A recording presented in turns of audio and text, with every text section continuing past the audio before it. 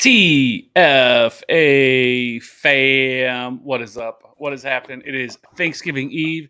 For one night only, we changed everything to Thanksgiving. We gotta get Thanksgiving it's due for a couple of days, and then we're back to Christmas. Okay, so don't be alarmed. All right, when you see us on Sunday for the Sunday show, we'll be back at Christmas because it's Christmas officially Christmas season. Anyways, we are here to answer all of your questions. Get you ready. We got 3 games tomorrow night, or 3 games tomorrow. Right. And then, a bunch of games this weekend. So we got no buys this week. So everybody's on the table. We got some injuries. We got, Zach Wilson apparently isn't going to be the quarterback anymore. Big blow to the Jets. I know for him not to be the starting quarterback anymore. But Davis Mills. Yeah. So Darrell Henderson getting the axe. Yep. Now he signed with or he got picked up by the Jaguars. So I know people that probably that own Travis Etienne are going to be nervous. I don't care whatsoever about that. So Melvin Gordon getting the axe. Yeah. I don't think he got picked up by anybody, did he? No. Negative. So let's just jump right in. Let's do it. It's like a Thanksgiving meal. Just jump right in. Dive in. Yeah, no need to be shy. Everyone just grab a plate, get a drink, and let's get this thing going. Alexis coming in with the first question per usual. Evans, Allen, Monty, Harris, and Pacheco. We need 2 at the flex. Mike Evans.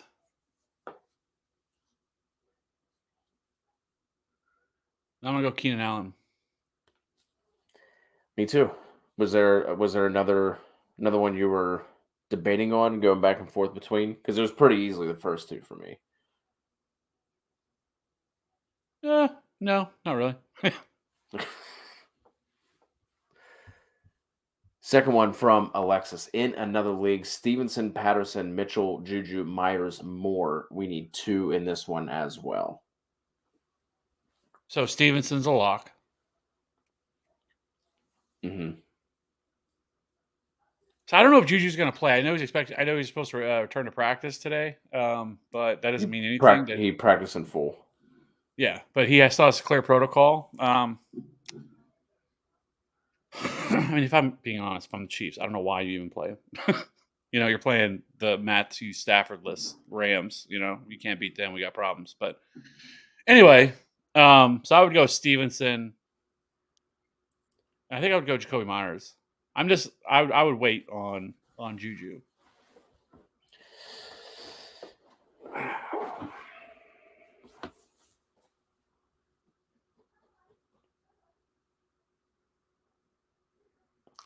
I want to get Juju in there if he's going to play.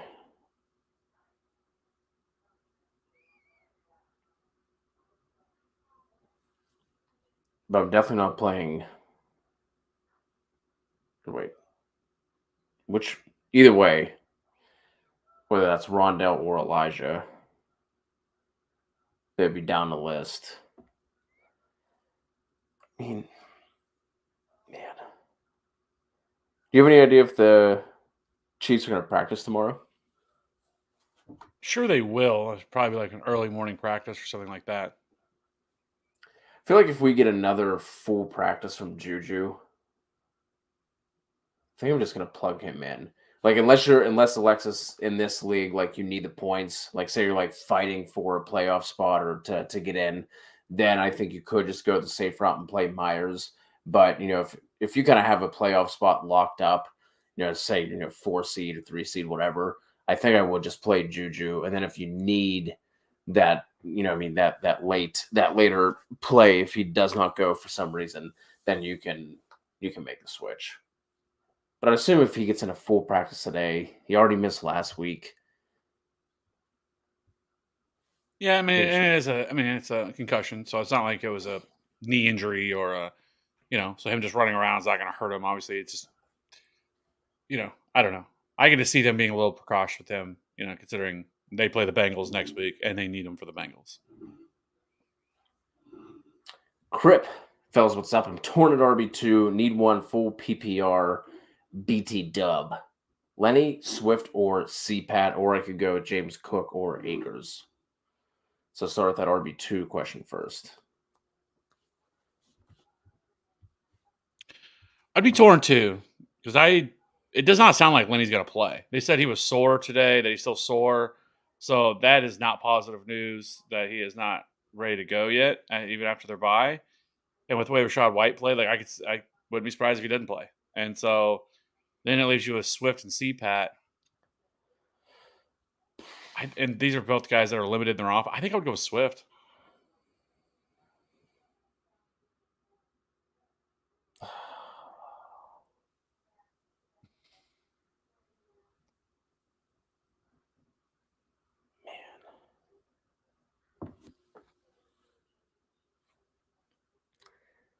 This is so sad that it's not just a slam dunk for Swift. And truthfully, I think I'm going to go Swift too, just because that matchup does not set up well for the Falcons' run game. It's a gross total. They only have an 18.25 implied team total. Going to go Swift, and then you just hope and pray that he sees, especially full PPR, that they fall behind to the Bills, and he sees, some maybe six targets, something like that. Then QB for this week also for Crip, Carr, T-Law, or Matty Ice. Baby. I'm going to go Trevor Lawrence.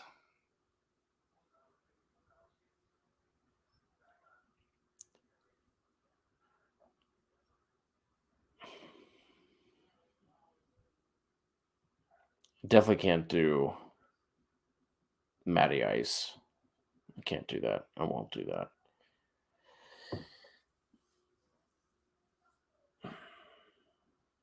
Man. I think the matchup sets up better for Trevor Lawrence as well. I'm riding with you. I'm with you, Kev. Let's go. High upside, low risk, defensive question. Hobble D versus Danny Dimes and injuries to the Giants O-line, or the New England D versus Primetime Kirk with a second string tackle.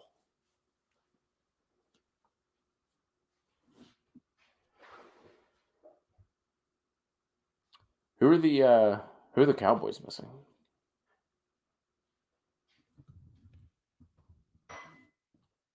No, I think he's talking about What, just with Parsons being banged up? yeah.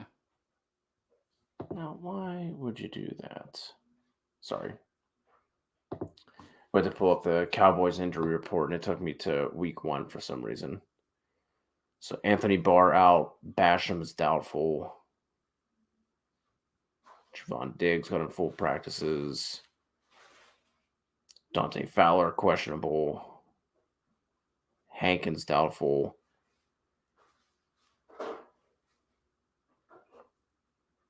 It looks like everyone else should be okay. Yeah, I mean, the Jets, I was hoping that they would get Evan Neal back. They're not. That's sad. Because, so, I don't know. I don't love either one of these options.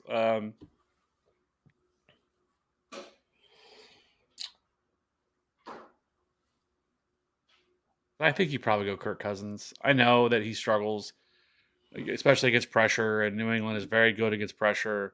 He's also missing Christian Darrisaw, which is a big problem. But I don't know. Like, he seems like the better option between him and Danny Dimes. Danny Dimes doesn't throw the ball very much. Yes, the intriguing thing with him is his ability to use his legs and be able to get maybe 50 or 60 rushing yards for you to give him a little bit better of a floor.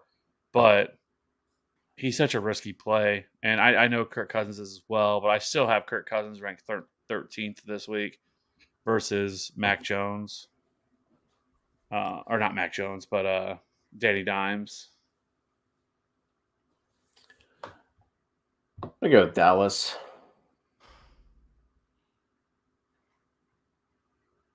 You were busting all the narratives for your DFS win. Let's go against the grain here with Primetime Kirk as well. Yeah. Yeah, go Dallas. Another one here from Crip. RB wide receiver flex and a full PPR to start at the running back. I think we're both going to go Pierce here. Wide receiver, we're looking at Olave, Amon-Ra, Mike Evans. That is going to be Amon-Ra for me. Mike Evans, Amon-Ra, and I'm going to go Najee over Pierce. Actually, I have Najee Harris ahead of Pierce. I have Pierce ranked 23rd. Miami's run defense is really good. And Pierce is just their offense is so bad that it really limits his ceiling, and because he doesn't get many opportunities to score, so he doesn't get many goal line opportunities, and so it's really limited. Like, I mean, I know last week, but he's been safe. Like, he's been a safe option, right? Because he hasn't really killed you outside of last week. That last week was the first game, in PPR format since week 2 that he did not score double-digit fantasy points. I mean, you have to go all the way back to that point, but he's just so he just doesn't have much of a ceiling either. And we're not chasing last week's points from Najee. It's not just because he scored 27 last week, but I think he seems to be they're utilizing him more as a pass catcher. Last week he saw 6 targets, and I don't mind this game. Like, this is another game that I really feel like that he could win. He now has back-to-back games of almost 100 rushing yards too, and so he's starting to look a lot better. And so I think we could start to see Najee Harris start to kind of come on and be the guy that we thought he was going to be. And so I just prefer Najee Harris. I think he's in a better spot with a better, more secure role.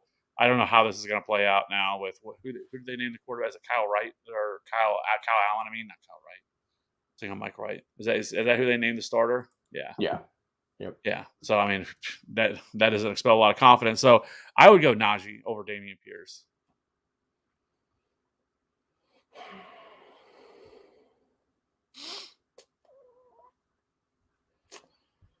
Yeah, I guess I also kind of forgot about the Jalen Warren injury as well. Yeah, which has really helped him last week. Yeah. All right. You got me. All right, you got me. I'll flip it. So I'm with you. We're the same across all 3 there. Good luck to you, Crip. AP rocking with us. Start 1 wide receiver, 1 running back, and 8 flex. Najee, Monty, Sanders, Terry, Pittman, Sutton, and Boyd. So I'm gonna go. Guessing that's Miles Sanders, I would guess. Soon. Yeah. It is. I'm gonna go Miles Sanders. Yep. Which I have slightly ahead of Najee. I have Najee at 19. Who you throwing in at wide receiver? Terry, Pittman, Sutton, or Boyd? I'm gonna go Michael Pittman. Pittman for me as well. Who do you got to flex? I'm gonna go Najee.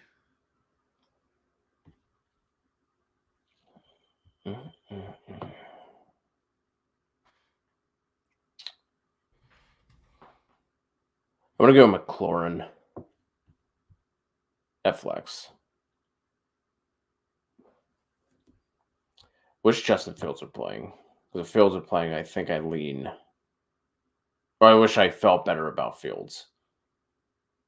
So I might lean. Well, I mean, he got a limited in today, so that's positive. And the injury's not nearly as bad as I thought it was going to be. So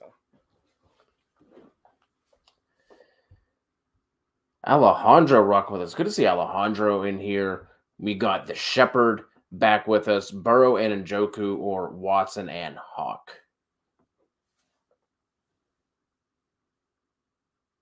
I'm guessing that's like rest of season.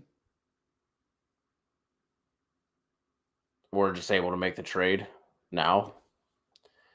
Maybe the person who has Burrow also has. I still want the Burrow side for right. I mean, it's hard to know really what to expect from Deshaun Watson, considering he hasn't played in nearly 2 years.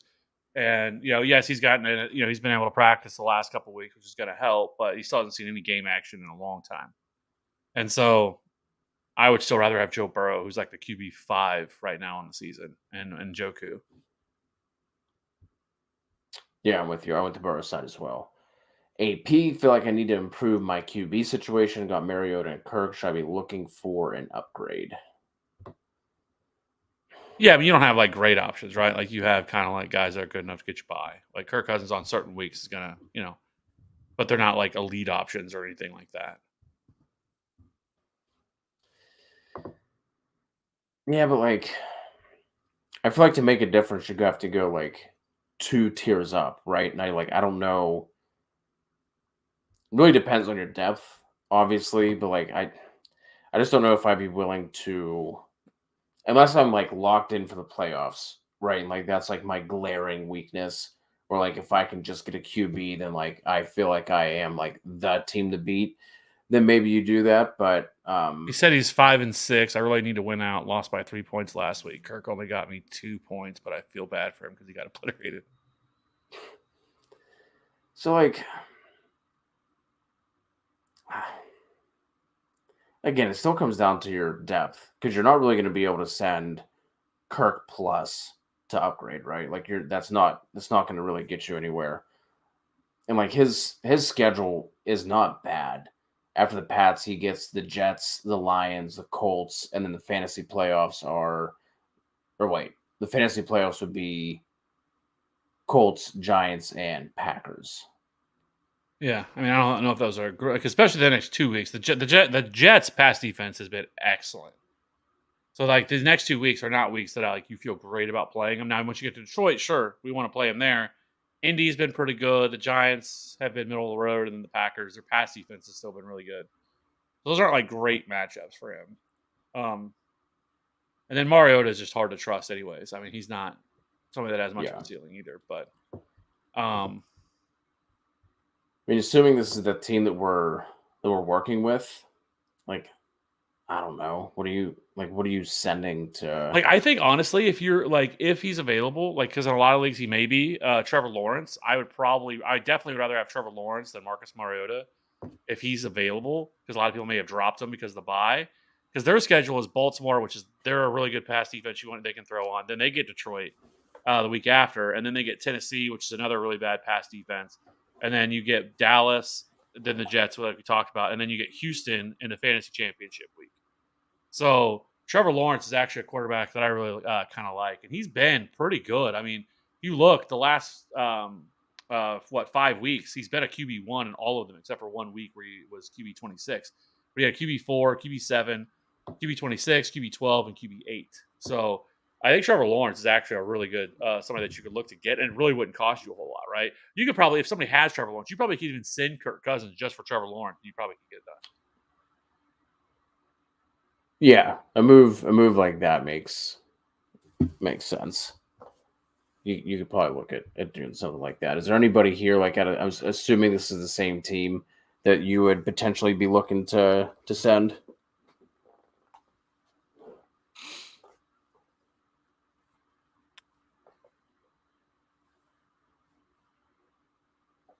Maybe Tyler Boyd. Like I don't want to trade. Like I'm not for Trevor Lawrence. I'm not doing it. But I guess the question is like, what do you think you're gonna have to send to get up to like a Joe Burrow, type or something like that? That's gonna cost a little bit Right, more. right. That's what I'm saying. And then you don't have like a comparable quarterback, so that's why it's harder to trade quarterbacks in most leagues, unless somebody has like the people that draft two and they have like two really good quarterbacks. Sure, then you can go to that person and try to make a move. But most people only have one, and if they only have one, they're probably not going to trade you anything for their starting quarterback. Yeah. Here we go for Alejandro. Starts it. We're looking at Hertz, Cook, KW3, T. Myers, Jawan. On the bench is Swift, and then on the bench is DK, Juju, Kirk, C. Pat, Foreman, Fields, B. Rob. Waivers: Murray, White, Pacheco, Watson, Campbell, Clayton, and Dortch.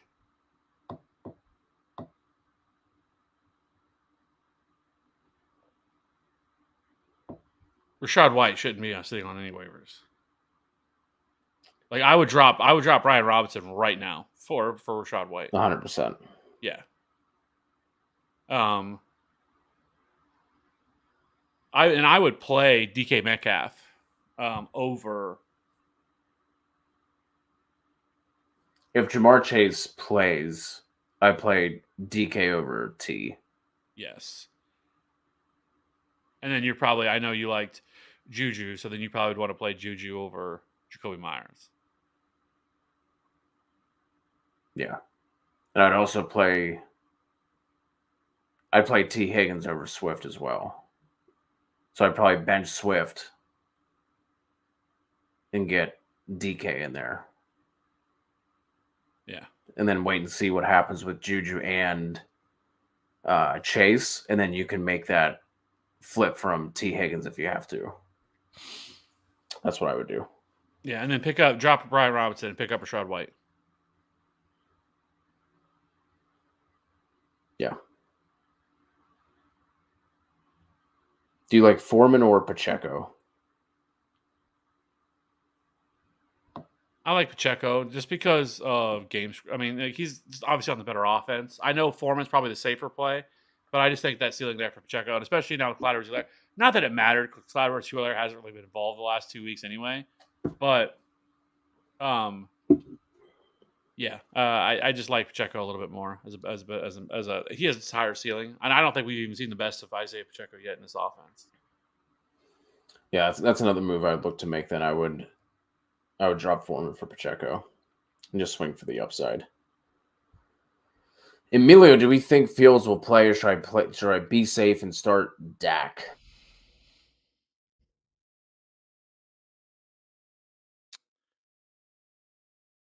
I think I would go Dak.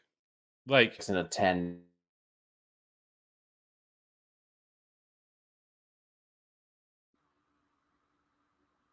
yeah, 10-team league. But I mean, even with Fields, like this isn't a good matchup against the Jets, kind of like we just talked about. And so the Jets have been really good this year. And so I don't think I'd want to play. I know the dude's been absolutely a monster, but one bad hit could knock him out of the game. Like there's so many things, and like it'd be different if we're talking about like you had Jimmy Garoppolo or something like that, or Fields. Like when you have Dak Prescott, I think I think you're fine, because right now I have Dak at QB8 this week, and right now currently I do have Justin Fields at QB5, but there's just a lot of risk involved there. When you're 5-6, what did he say his record was?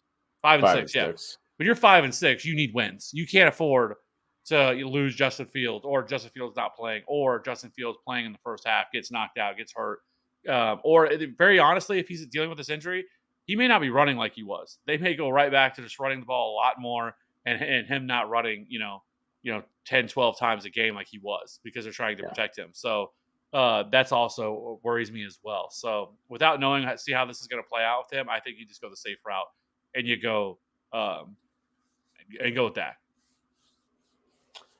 I'm with you. Emilio also needs 2 wide receivers and a flex. Looking at Higgins, Evans, Judy, Allen, Lazard, Connor, Jeff Wilson, or Monty. So Mike Evans, Keenan Allen, and then I'm going to go Jeff Wilson. I have Jeff Wilson at our running back 8 this week. I love Jeff Wilson.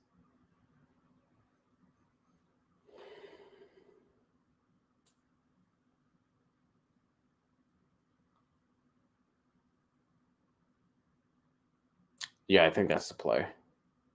I will say this, if Jamar Chase doesn't play, then I would just that's where I was looking. Yeah, if Jamar Chase, but it doesn't sound like Jamar Chase is going to play. But if he doesn't, if they're trying to be safe, them saving for next week against Kansas City, then I would go Higgins and Mike Evans. Oh, but you're still going Wilson at the flex. Yes. Okay. And then would you drop either Judy or Lazard for Palmer? I think you could drop Jerry Judy if you want. TN, happy Thanksgiving to you, my man. Really, truly, truly appreciate it. Someone we should be giving thanks for. It's this guy right here. Standard League, Tua or Dak?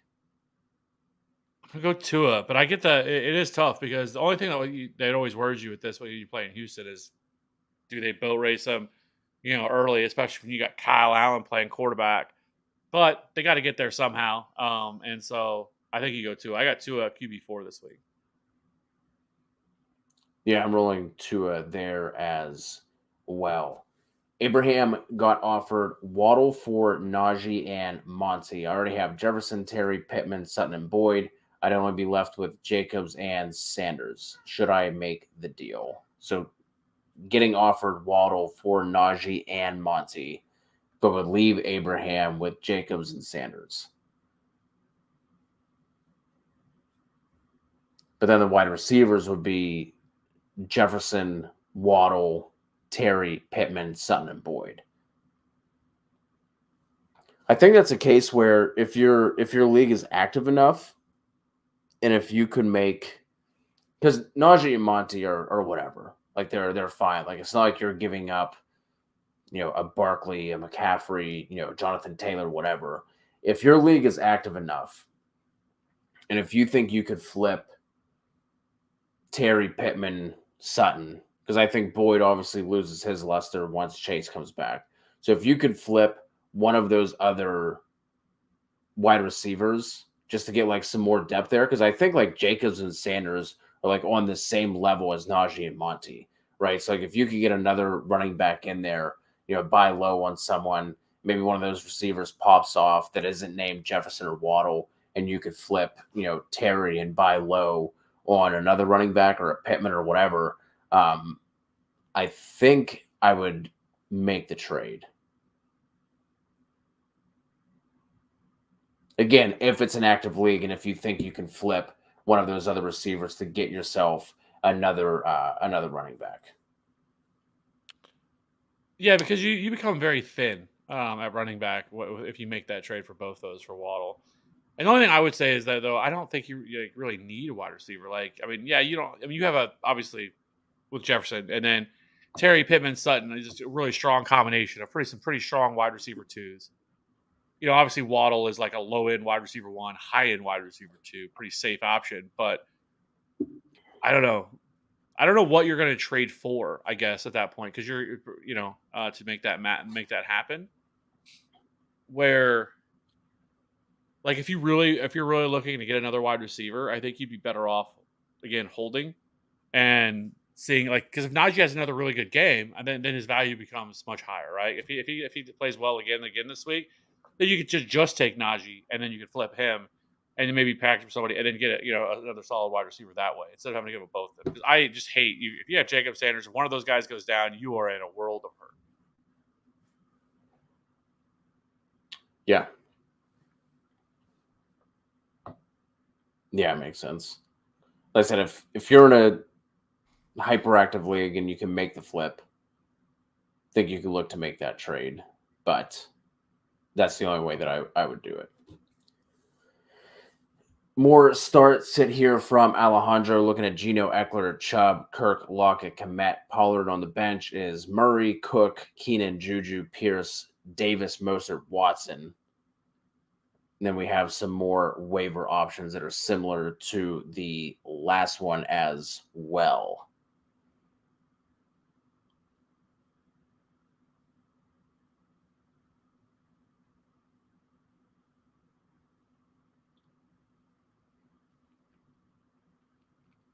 Where do you have Pollard this week? Do you have him ahead of Cook?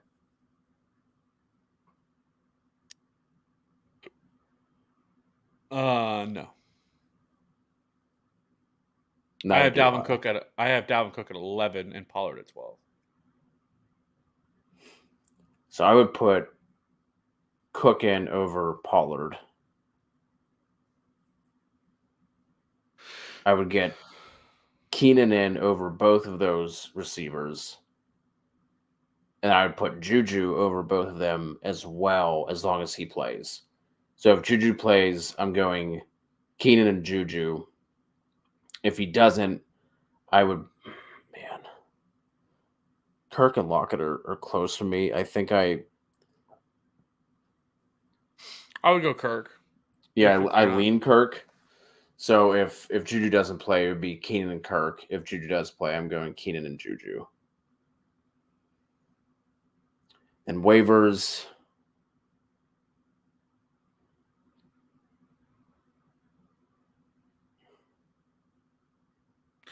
I don't see anybody on here that's like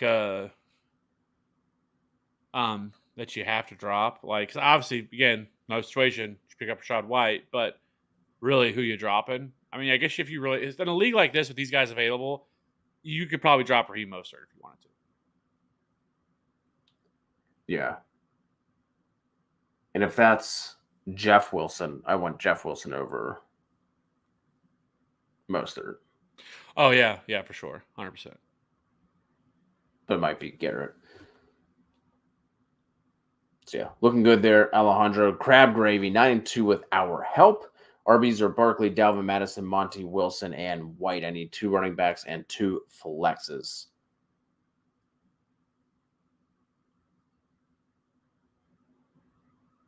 So you're sticking with Barkley and Dalvin. You're also putting in Jeff Wilson, Mm-hmm. and then I'm going with Rashad White. Samesies.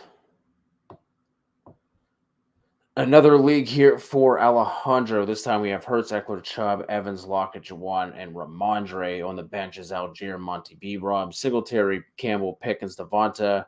Then we have some more waiver options. I think I'm keeping this one as is. Yeah. Then with waivers, I don't really see anybody on waivers. You gotta grab either.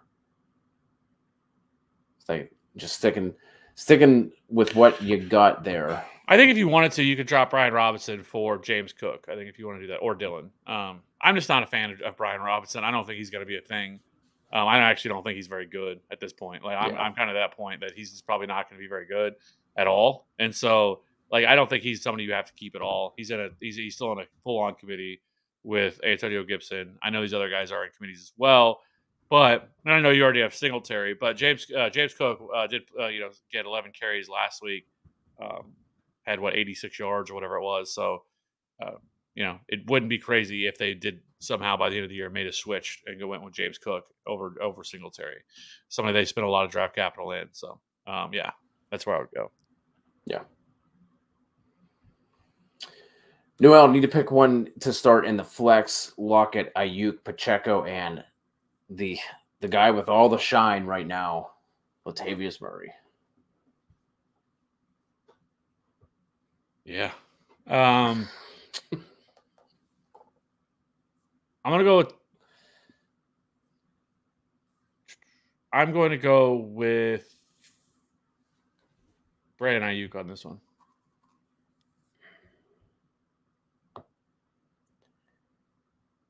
I forgot how hard it is to remember all these matchups when we don't have bye weeks. Yeah. It's just this matchup against the Raiders is so good for the Seahawks. So I do like Tyler Lockett, and then I don't mind. But and then but with Brandon Ayuk, he's just been pretty consistent. I have him ranked just a little bit higher than Tyler Lockett this week, so that's why I would go Ayuk. I have Brandon Ayuk at 20 right now, so we're in a really solid bounce back spot from last week. Obviously, he scored 2 touchdowns, but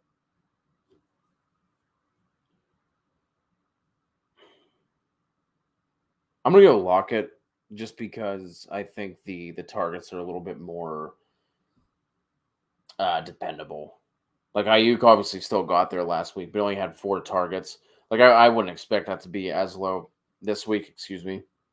But it's DK, it's Lockett, and then apparently Ken Walker now getting targets is a thing. But I think I have Lockett just ahead of Ayuk this week. Mike, we need 2 here. Kamara, Aaron Jones, Damian Pierce, Miles Sanders, and Rashad White in a PPR.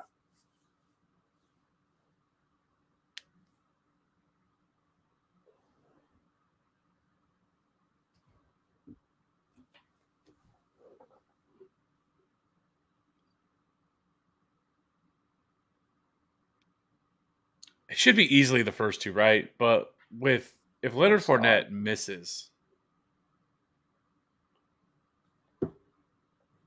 then Rashad White becomes like a pretty borderline. And with Kamara, the frustrating thing with him is just he just hasn't been that great this year at all. He only has outside two. of He has three. He has 3 RB1 weeks on the entire year. Other than that, it's RB 46, 40, 8, 10, and then he was 14, 1. And but then the last 3 weeks, it's been 23, 33, and 18.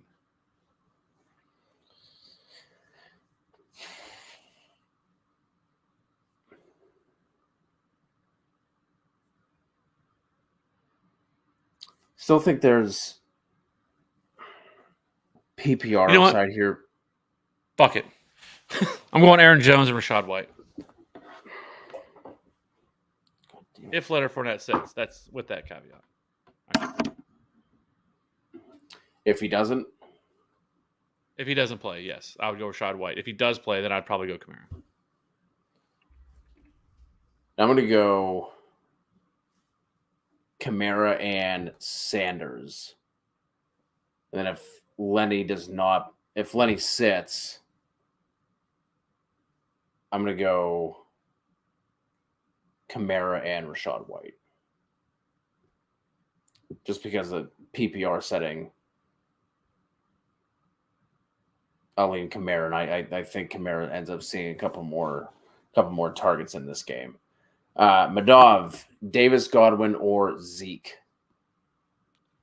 Godwin for me as well. I'm gonna go and try and go a little speed round here to get caught up. We know that there are a ton of you with questions in here, so we want to make sure we get to all of you without us being here until 3 a.m. Jasmine trying to pick one flex between Evans, Cooper, and Ramondre Stevenson. Some nice options here. How do you like it with these options, Kev? I'm still going to go Ramondre Stevenson. I do like Mike Evans this week, but Ramondre Stevenson is just seeing so many targets from this team. So, I mean, he's had 6 or more targets in 4 straight games. So that is something you'd love to see. And then with the rushing production, and stuff like that, I think I'm going to go Ramondre.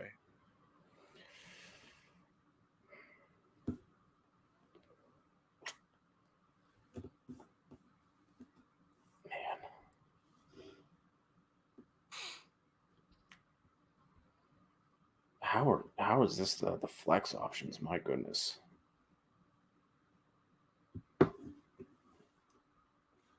How are we not getting one of those receivers in?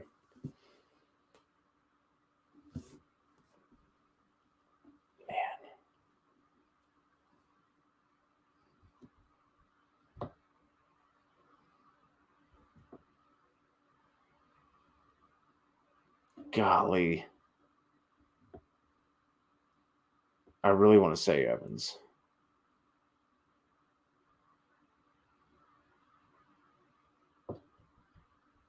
That's where I'm going. I'm going to go Mike Evans. That's so close. Really, really splitting hairs there. Jasmine, if you're still rocking with us, I would love to know what your lineup looks like, to see if there's some way we can get Stevenson in, some way we can get Evans in with even Cooper without making that decision. Looks like we're just adding Jeff Wilson here to the mix. We're still going with Godwin, or I guess maybe you're going with Jeff Wilson. Yeah, I would go Jeff Wilson at that point.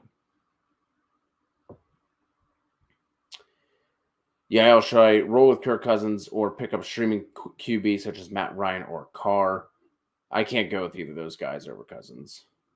So I would stick with Cousins in that scenario. Jacobs.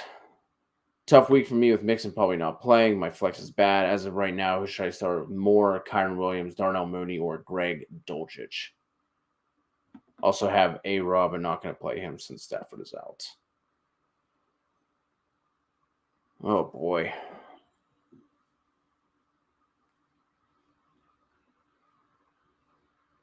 I'm going to go DJ Moore. Sam Darnold, he looked the best last year. I mean, really, with Sam Darnold at quarterback. I know this isn't a great matchup, but neither does Darnell Mooney against the Jets. I don't know what to expect from Kyron Williams whatsoever. And then Greg Dulcich, in a similar spot, and he's a tight end. So I would probably just go DJ Moore. I don't love any of the options, but I would still probably just go with DJ Moore. I think he makes the most sense. He also has Allen Robinson, but I'm not going to play him since Stafford. Yeah. I'm going to say DJ Moore, but I think Kyron Williams outscores him. But I can't tell you to do that, so I'm going to go DJ Moore. Ken, CPAT, Kata, Algier, J-Rob, Elijah, Mitchell. Need one happy hour. This is very easily Michael Carter for me. Let's go. I love to hear you say it, Kev. Once they name Mike White the quarterback, you have to remember, like, he peppers running backs with targets. I was like, okay, immediately moving Michael Carter inside my top 18. I think I moved him to RB 15 or 16. Let's go. Way up. It's just a huge boost with Mike White because he could see 10 targets. Yeah, and that's not that's what I'm looking for.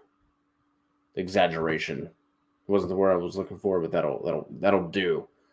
Could literally see 10 targets. Emmy, Stevenson or Etienne at the flex this week, playing Walker and JT. Stevenson. NA standard here. We need 2 out of Zeke, CPAT, Olave, B. Rob, Kirk, and Keenan Allen.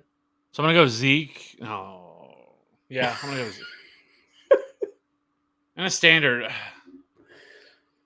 I don't know. Hopefully, Zeke was in the Jerome Bettis role last week, just letting Tony Pollard do all the work, getting him within 2 yards of striking distance, and then getting the touchdowns. Yeah. But I'm going to, in a standard, I agree. I'm going to go Zeke and Keenan Allen.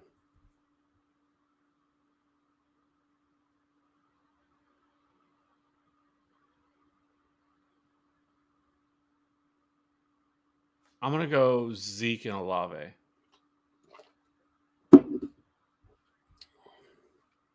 See if we can come to consensus here on a PPR question. We need 2 here from Madav.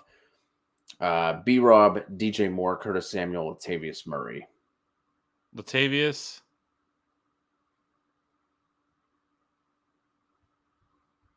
And Curtis Samuel. Yes. That is correct.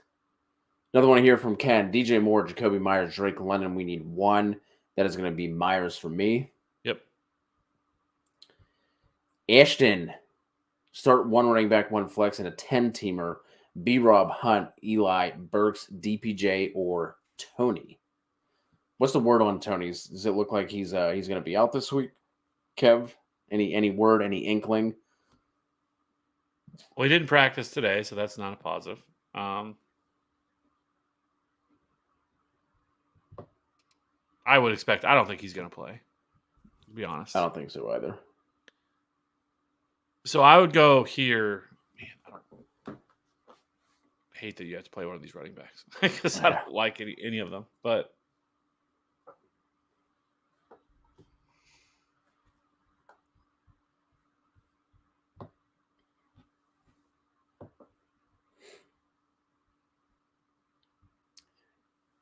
guess I'll go Robinson just because even though he's been bad, he's been seeing a solid amount of volume.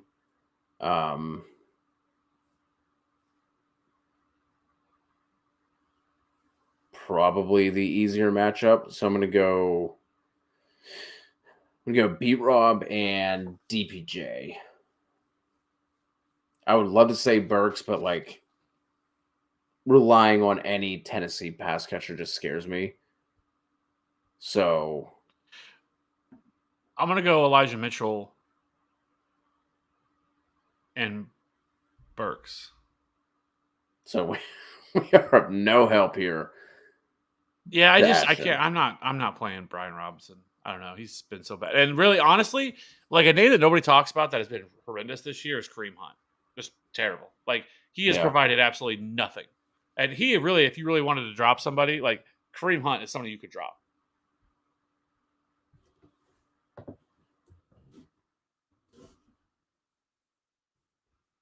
Boba, in a non-PPR, would you trade Jefferson, Kamara, St. Brown, and Goddard for Barkley, A.J. Brown, and Hopkins? Jefferson, Kamara, St. Brown, Goddard for Barkley, A.J. Brown, and Hopkins.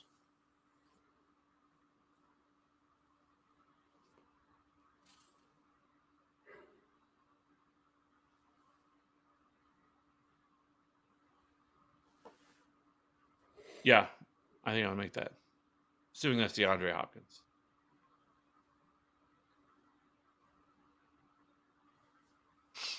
Because Goddard, who knows when he's going to be back? And then Boba said, I have Andrews. Yeah, so you don't need him. But he may not even be back this year. I mean, or not Right. at least during the regular season.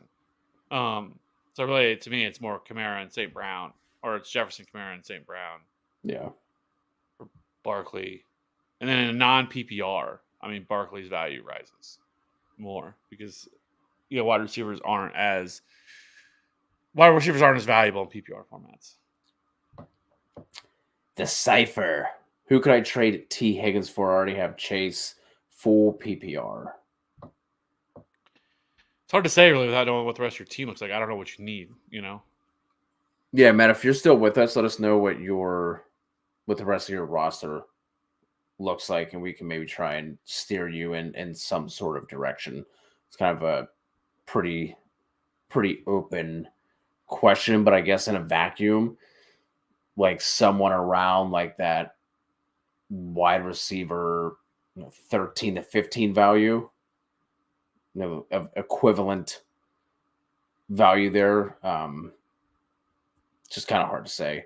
Tua or Jimmy G. This is going to be Tua for us. Last fish in the pond. Rock with us over on Twitch. Thank you for the Baltimore pick last week. 22 people left in a poll. Thoughts on the Bucks versus the Browns, the Jets versus the Bears, the Niners versus Saints, or Washington versus Atlanta. Still have Chiefs and Eagles. Kind of want to save them. Thanks again.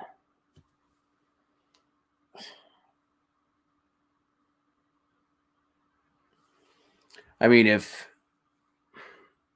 feel like this would be a good time to use the 49ers.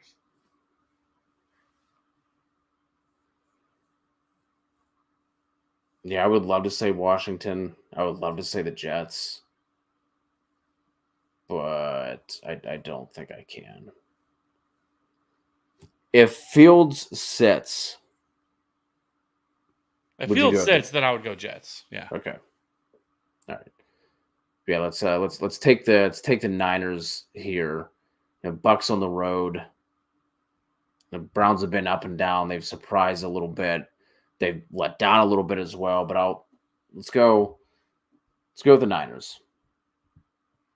Speaking of Fields, who should I start if Fields does not play? Picked up Jimmy G for now. Other options are Kirk, Carr, Goff, Brissett, Pickett, Matt Ryan, Tanny, Heineke, and Noel is leaning Jimmy G.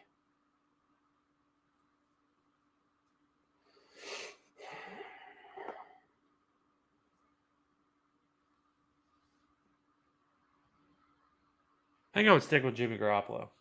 Yeah, me too. Will, Evans, St. Brown, or McLaurin? We need to sit one. Who are you sitting? McLaurin. Yahtzee. Noel traded Fournette, Pierce, and Pittman for Chubb and Lockett.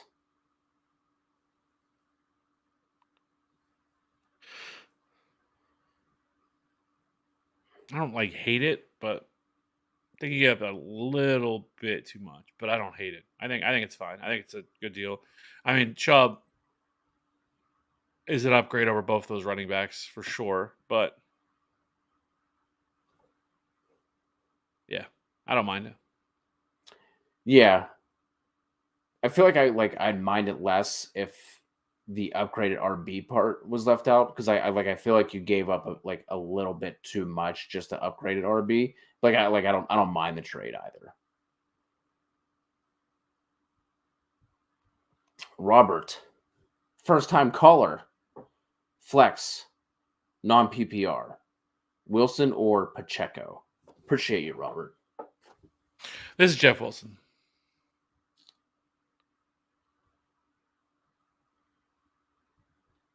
Agreed. RS German traded Pearson Olave for Chase. How we feeling? Great. Like, Good work. feeling fantastic. Good for you. Thanksgiving came early. Start 2, 12-team PPR tight end premium. Ayuk, Myers, Duvernay, Wilson, Hurst, or Dolchich. We need dos hermanos. Go with the first two. First two for me as well. The Shepherd wants to know Kamara, Connor, or Higgins. It's going to be T for me. We'll go with Higgins if Jamar Chase is out. If Jamar Chase plays, I'm going to go with Alvin Kamara. I still like Higgins regardless with the way that matchup sets up. No Mixon either. We need 2 again here for Ashton and another tight end premium. Assuming Deontay, Tony, DPJ, Juju, Watson, or Logan.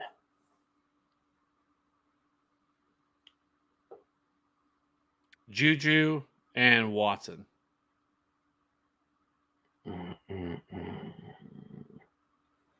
go Juju and DPJ. I'll be right not starting Watson here one of these times.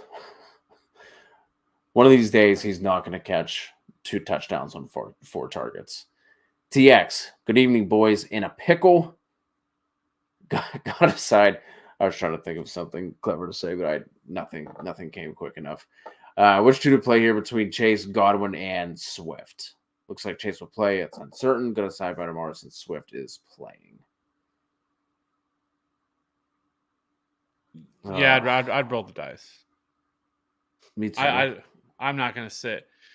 I mean, if you had to, I'm sure there's somebody you could pick up and, just plug in for a week, because there's no shot in hell that Jamar Chase is missing next week. So, yeah, I think he plays. It sounds like that's been kind of the talk around now, especially, what was it? Was it Joe Burrow that said today that Jamar Chase is going to return? I can't remember who it was. Yeah, it was Burrow had a positive quote about it. Yeah. Reese, half PPR pick to JT Stevenson, Jeff Wilson, and Rashad White. Some of your boys here, Kev. Yeah, I'm going to go JT and Jeff Wilson. Seems crazy, but. Man.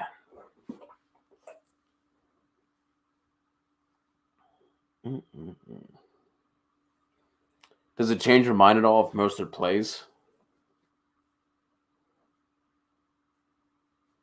No, I just didn't know if that was factoring into you having him as high as you do. No, it doesn't. It's not the reason. I have him as high as I do is because how good this matchup is. Houston is just terrible against running backs. They allow the most fantasy points to running backs. They allow 153 rushing yards per game. They've also had the most touchdowns for running backs as well. And if you look at Jeff Wilson, since he's revived with Miami, he's averaged 13 carries per game, 4 targets per game, 107.5 total yards, and a touchdown per game. And he's just under 20 fantasy points per game over those 2 games. And this now you get the best matchup you could possibly ask for any running back. And so it's just hard not to love Jeff Wilson. And don't get me wrong, like for somebody like Rashad White, he has an elite matchup too. I mean, against Cleveland. Cleveland's been really bad against running backs too. But I just love Jeff Wilson this week.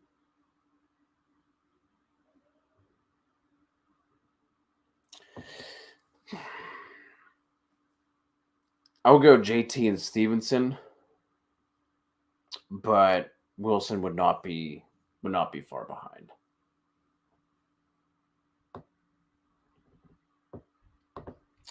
Our guy Ray here with the kicker question: Carlson or Brett?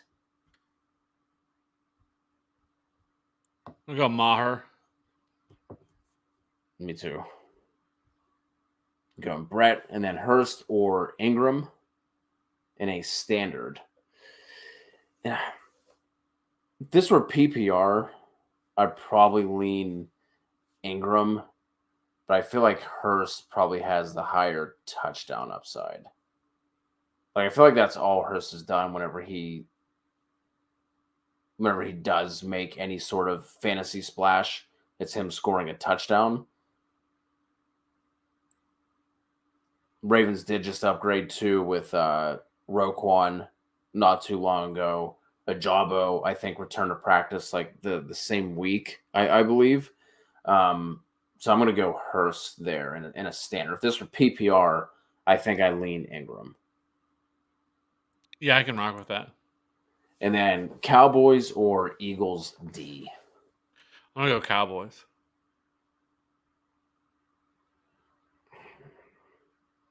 I'll go Cowboys as well. CB need 2 wide receivers and a flex in a PPR. Looking at Waddle, Gabe, Dave, Amonra, Olave, Monty, and Foreman. Waddle, Amon-Ra St. Brown, and Olave.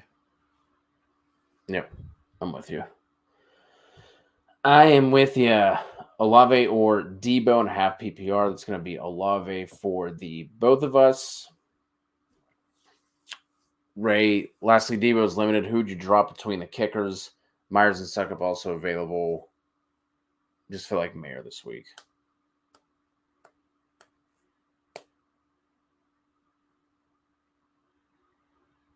Yeah, I would just stick with Brett. I'm trying to think what Debo factors in here. Yeah, I don't know. Maybe if you had to pick somebody up. Pick up Homer versus the Chargers or Myers versus the Vikings. Man, I think I have them back to back in my rankings.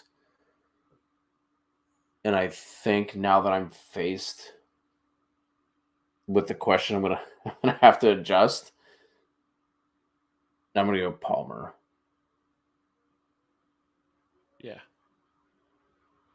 I think right now I have Myers ahead, but now that I have this question, I'm gonna have to change it and I'm gonna have to put Palmer ahead.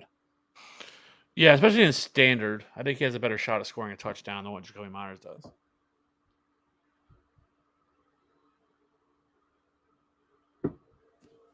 Trey, good evening to you. Large question incoming.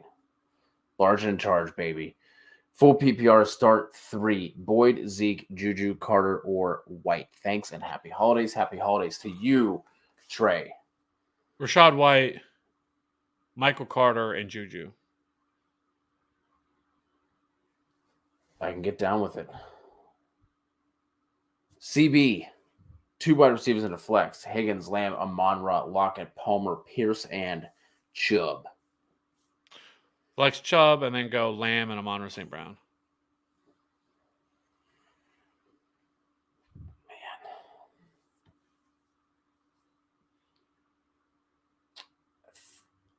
I'm just going to rock the first 3.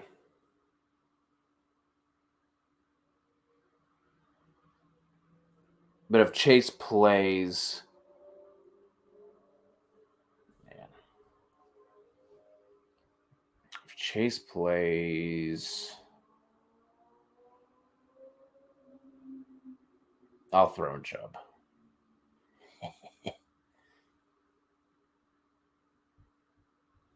Would you pick up Nico Collins for Abraham? Got a spot on the bench. Also Jarvis, MVS, and Mac.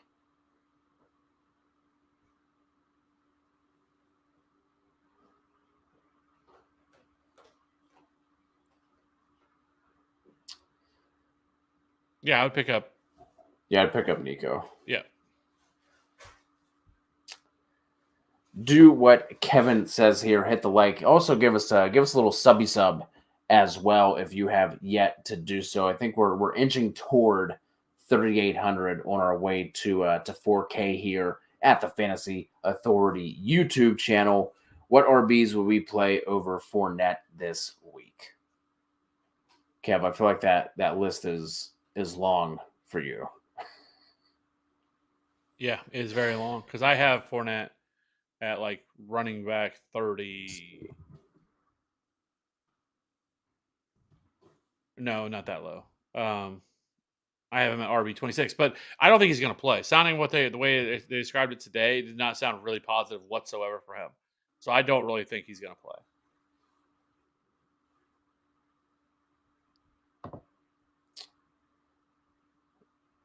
Yeah, I does not sound doesn't sound like it's anything like to be concerned about long term. It does not sound good for this week. So there's quite a few, Kevin. If you're still rocking with us, if you have any particular questions, and any like start sits, let us know.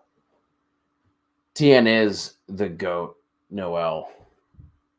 Absolutely. The GOAT, the OG, the 101. Mr. Steal Your Girl. Aquaman.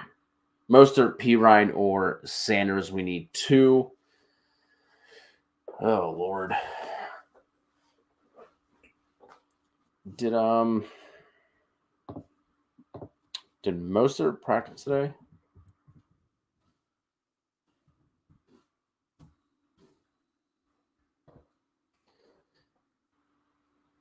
I think if Mostert plays, I think I'd rather play Mostert. This is not a great matchup for the Bengals. Yeah, but he's still gonna be a starting running back.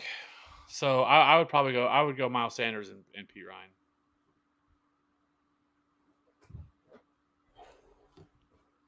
It made me so happy.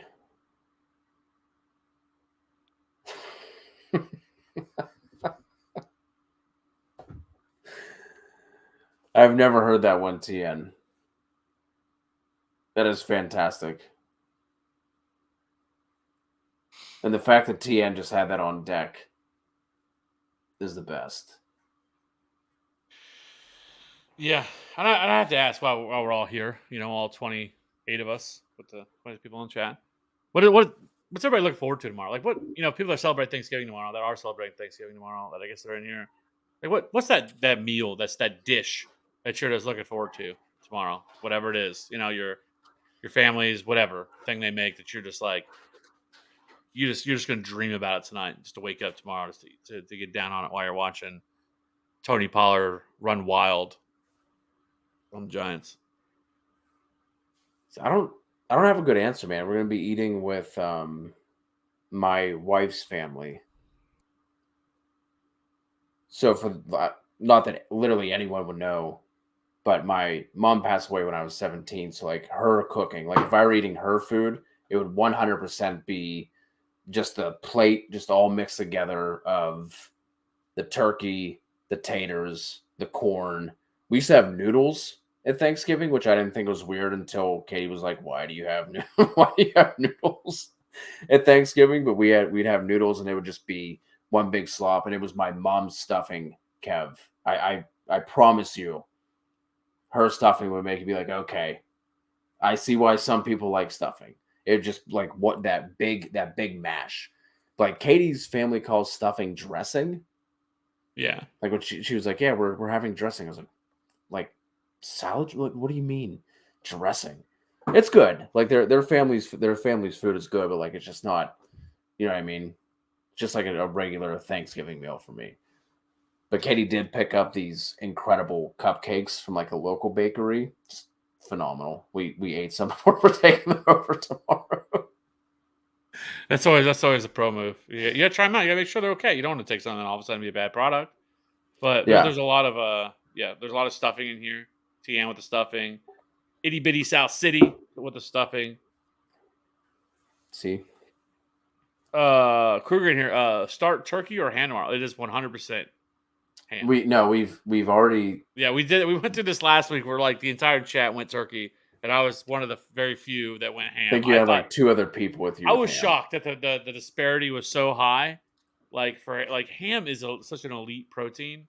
Like I just blows my mind that people said turkey. Like ham. I don't mind turkey. I really don't mind it. It's okay, but a lot of times it's dry or it's just not like there's not like a lot of flavor to it. Like it's not like this like really like oh you bite into it and you're like oh my god it's so good. Like I've had like some like good like smoked or fried turkeys before and those are pretty good. But like just your traditional, you throw it in the oven turkey. I don't know. I don't get it. And then with ham it's ham and elite does not belong in the same sentence. Ham is 100%. Like, have you ever had I think I said this. Honey baked ham is like from the Honey Baked Ham Company is so damn good. Like it is so elite, and it's like the Ladainian Tomlinson, if you will, of the world. Okay, where Turkey is much more like I don't know. No, Ham and Ladanian, what are you doing? Yeah, it is. It is 100%. And Turkey is more like your I don't know Josh Jacobs of the world. Okay, like good, just balanced. Okay, it's fine. In a pinch, but like Ham is just elite.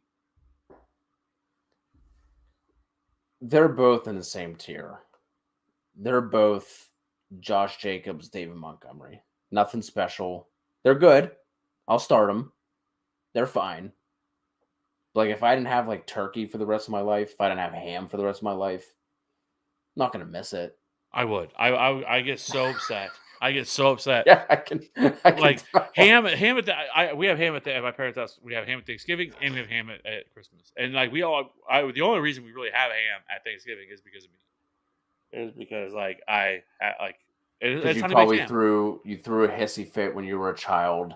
Yeah. Probably threw plates against the wall. Said 7 times I don't like salmon. This wedding is horseshit.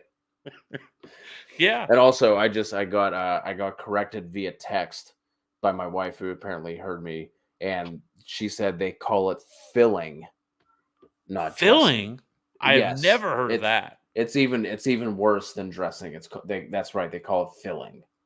I've never heard that. I've heard dressing. Like I think that's like a different part. Semi common. Yeah, Yeah. like that's in different parts, like down south they call you know uh soda, but like up north, especially Midwest, it's very much more. It's called pop, and so It's a Pittsburgh thing too.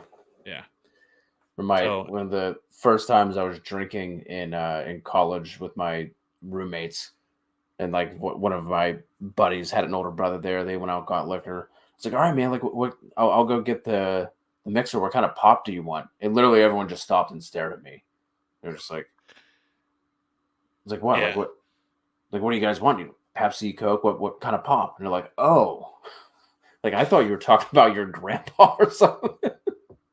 So when I was in the Navy, I was stationed in Jacksonville, Florida, and so like it's soda down there. And so when I first got down there, that's what I was always used to was uh, was pop, because from Kansas City, like pretty much everybody calls it pop. And so around here, and so when I said that, people just looked at me like I was crazy. Like what? Or a lot of it down there is you just say you want a Coke, and a Coke could mean everything. It could mean all like every one of them. Like there's no Right. not Coca Cola, you know. So yeah, that's funny. Get back on track here for a little bit. AP wants to know, should I trade Kirk and Boyd for Herbert? I mean, Abraham, if you're still with us, drop your, so I don't have to scroll all the way up to the top. Drop your entire roster in here. Wasn't this the one he was talking about trading for? Yeah, he's got Mariota and Kirk. Yeah, but I can't remember. I know he has. I know we answered a RB wide receiver flex kind of question. So I Najee, know Monty, Sanders, Terry, Pittman, Sutton, and Boyd.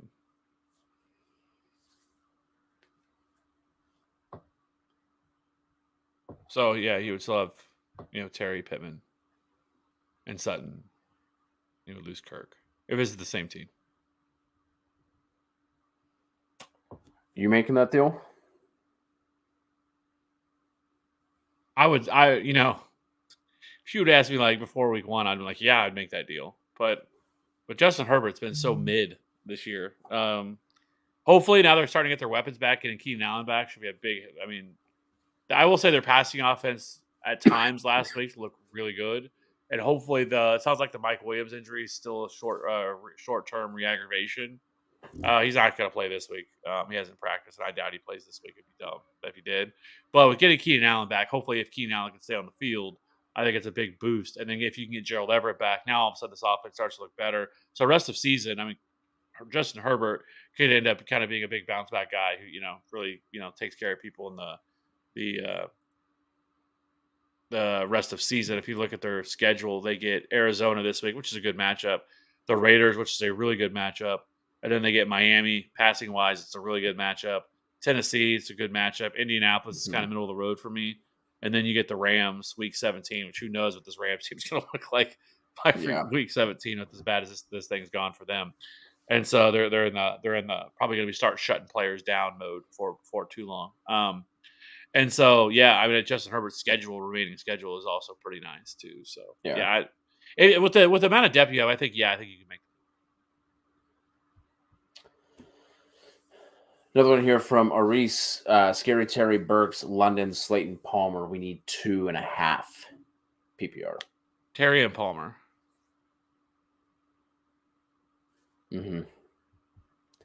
Big Trev, Kyler or T-Law. Kind of sounds like Kyler's trending toward playing now this week. Yeah, I think I would go Kyler. If he plays, yeah. Itty Bitty South City 650. Tua, Jimmy G, Justin Jefferson, Kirk, Watson, Eli, Saquon, Rashad, B-Rob, Mitchell, Hilliard.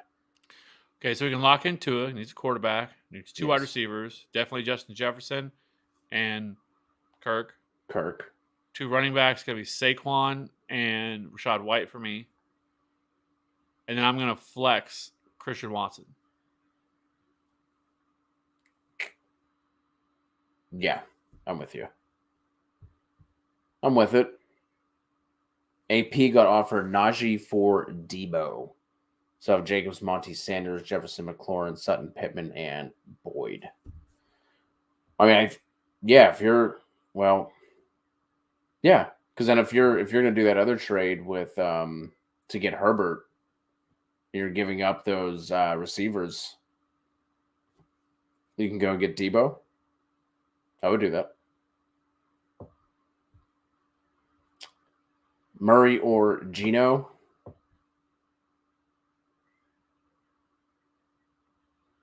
think I'm gonna go Geno. Yeah, I think I would too.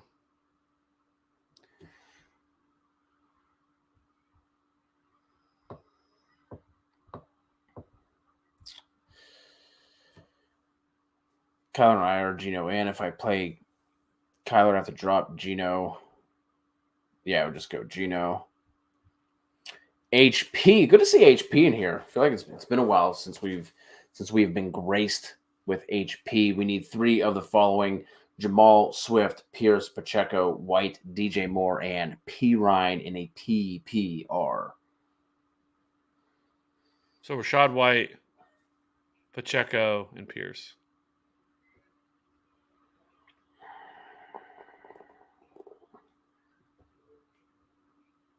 Yeah. I'm with you. Our ma'am Tam. We need 2 in a full PPR. Walker, Connor, Pollard. Walker and Pollard. Same for me. Rico, Suave, White or Pierce at the RB2 spot. I'm going to go Rashad White. I am with you. Junior. PPR traded Burrow, Dameon Pierce, and Sutton for Lamar, Waddle, and Raheem. Thoughts? I already have Barkley and Andrew. So Burrow, Pierce, and Sutton for Lamar, Waddle, and Raheem.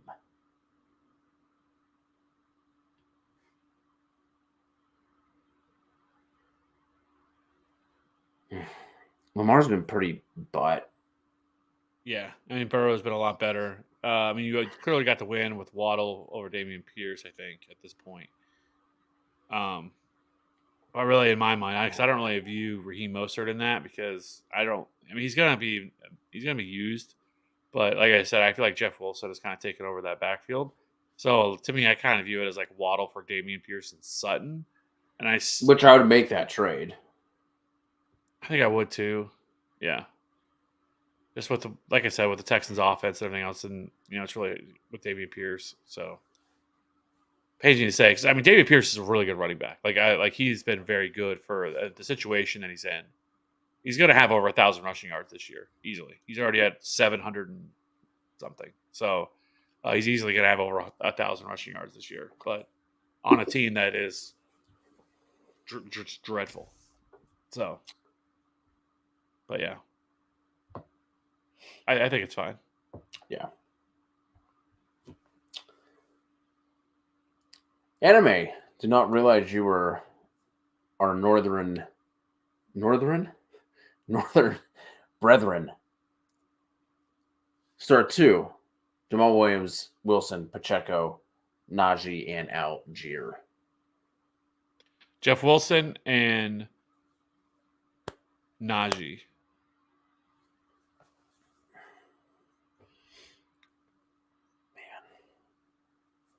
You're not feeling Pacheco this week, huh? Just a tougher matchup against the Rams. If the Rams have done anything really well this year, it's been stopping opposing running backs. And so, though it does feel like a game that he could get a lot of work, especially with this Chiefs offense, and with nobody on the other side to really push them whatsoever. Like, this could end up being a bloodbath. It's in Arrowhead, and you're looking at like I said, like Bryce Hopkins or whatever being the quarterback. And I mean, even if Stafford was playing, I still would easily think the Chiefs were going to win, but the Chiefs are like 14 and a half point favorites. And I don't even know if that's enough.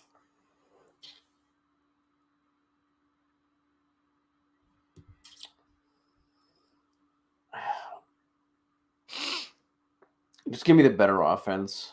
I'm going to go Wilson and Pacheco. I mean, Najee's matchup isn't cake either.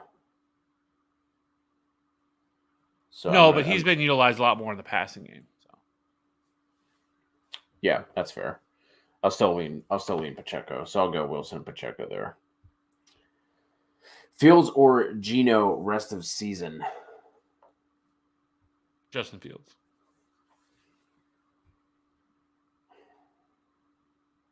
Yeah. Lucas, anyone I need to trade for before the deadline?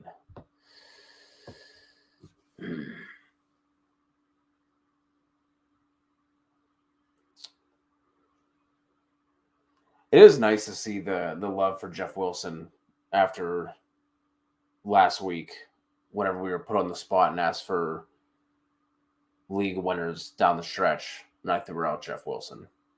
So I think that's someone you could probably look at.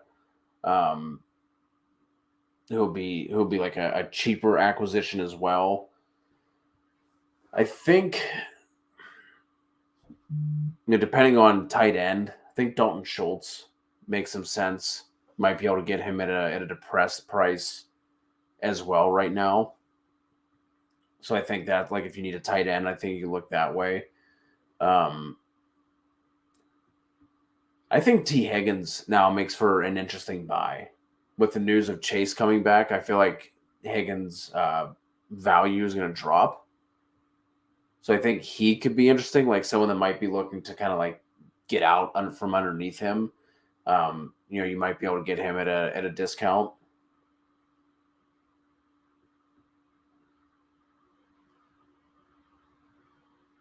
Anyone that comes to mind for you, Kev?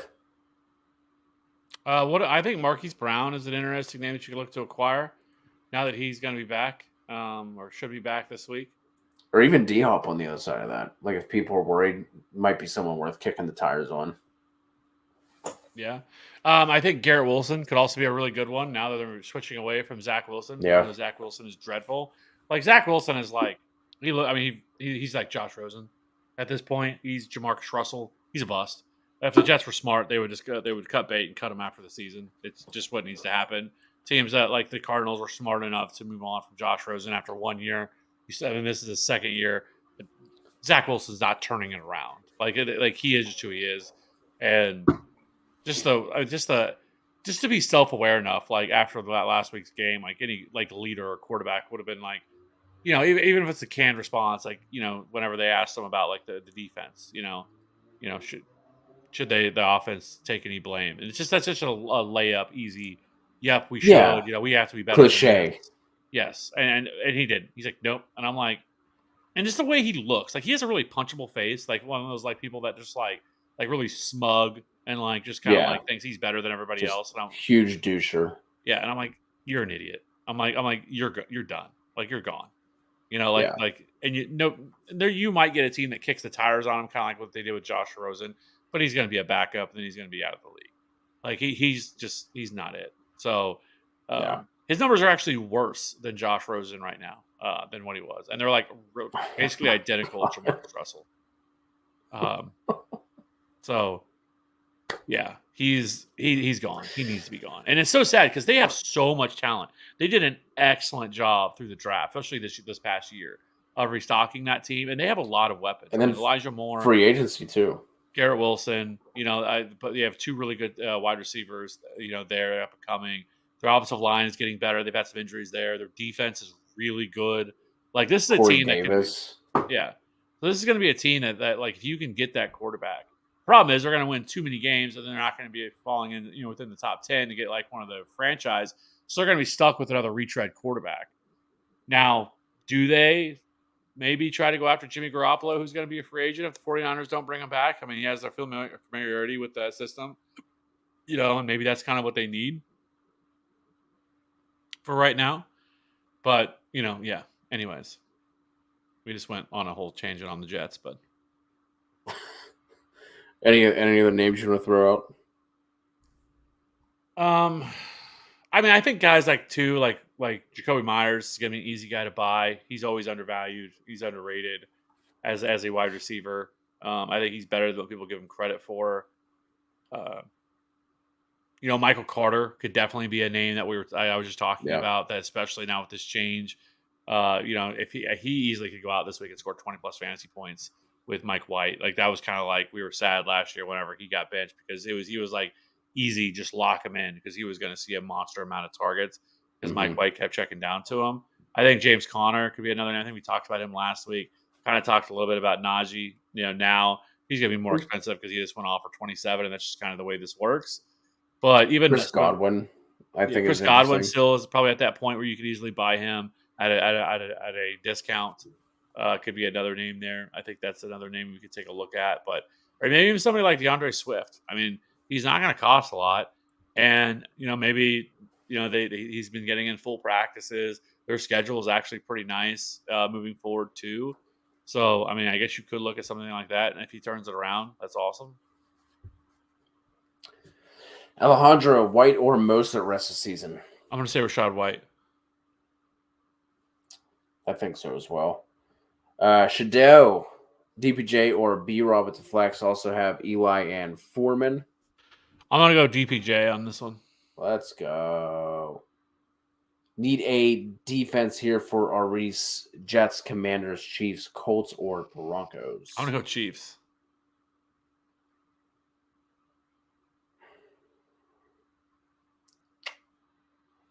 Would your mind change if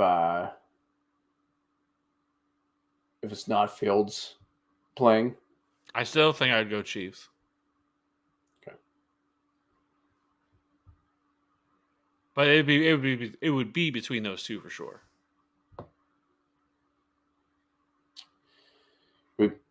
Are we playing Kyler over Jimmy G this week? Yes. Happy Thanksgiving. Love you too, Ray. Been rocking with us for a while. Hope you have a great holiday season.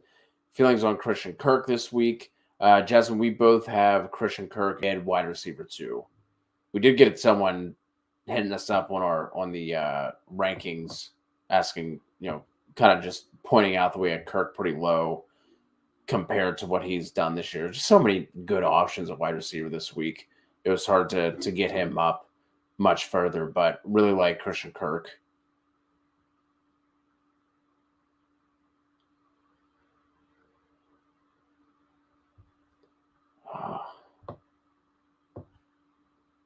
I did not see the turkey skin.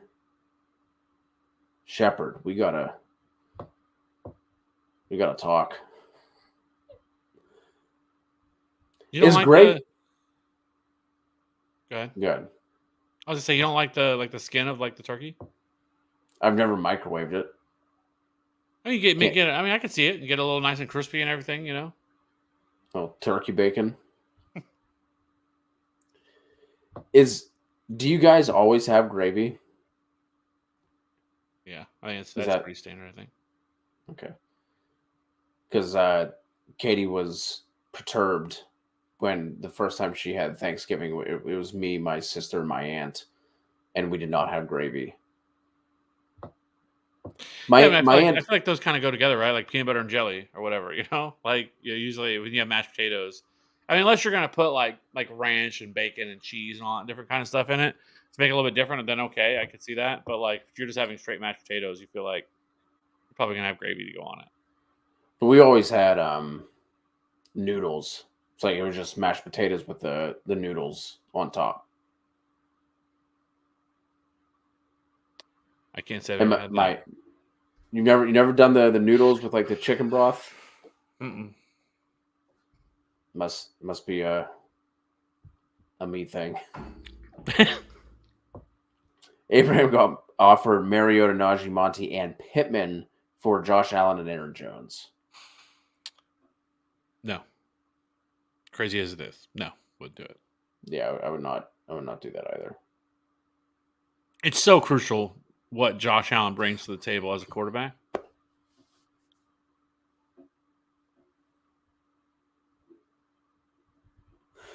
I think that was just it with you saying how ham is an elite protein.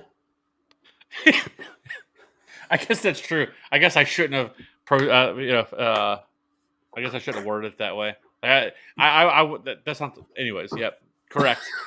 I could have done a better job of describing it.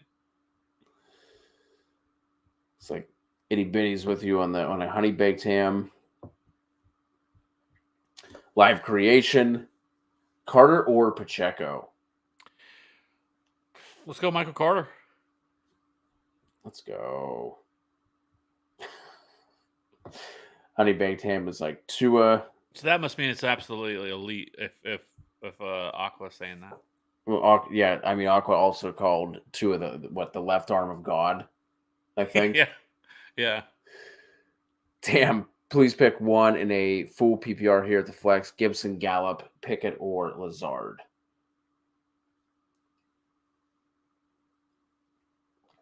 I guess this is two quarterback. Yeah, I know Tam plays in a super flex. If then I'm gonna go with quarterback almost always and a super flex. It's just so much easier for them to get there. If you ever give me an option for a quarterback, I'm almost always going to take the quarterback. Yeah.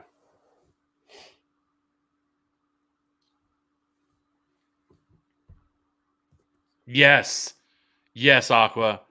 I do not get the hype behind green bean casserole. I do not get it.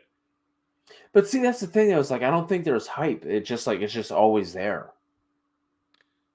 Like I've never heard anyone be like, "Hell yeah, I cannot wait." Actually, I was at work today. We were talking about green bean casserole, and I brought that up. I said green bean casserole is terrible. It's not very good. I like green beans. It has nothing to do with that.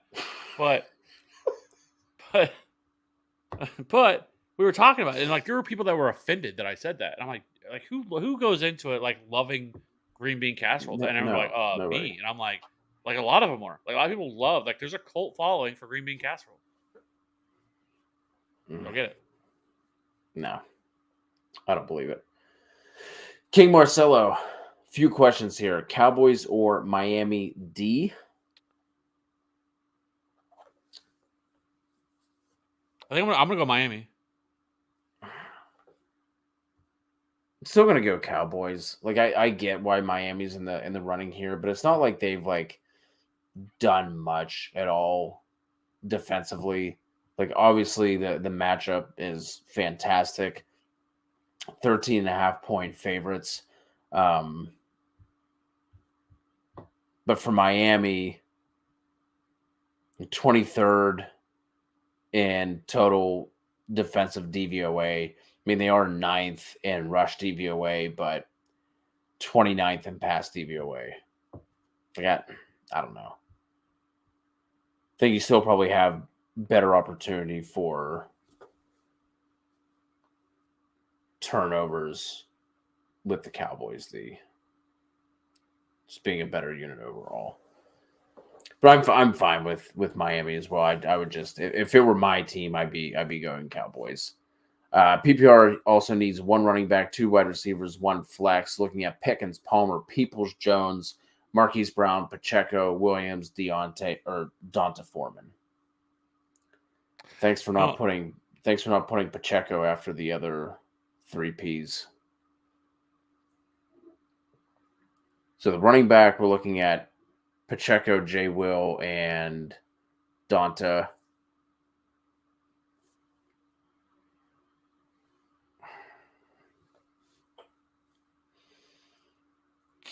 Yeah, then I'm going to go Palmer, and I'm going to go Marquise Brown. And I'm going to flex Pickens. Who you putting running back? I didn't hear if you said it. Oh, Pacheco. Okay.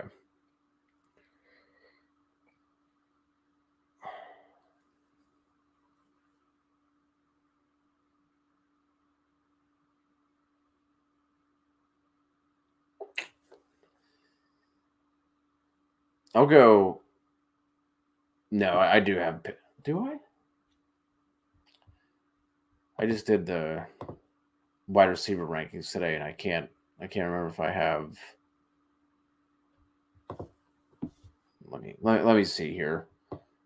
If I have Palmer or Aqua with Cody is big on noodles and beer. It's two things. That's what he lives off of it: noodles and beer.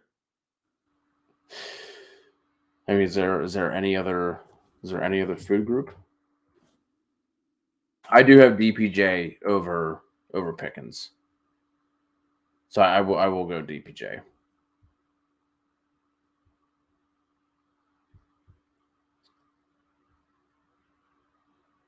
So I guess we are removing Pickett from this one for Tam, Gibson, Gallup, or Lazard. I'm gonna go with Lazard. Oh man.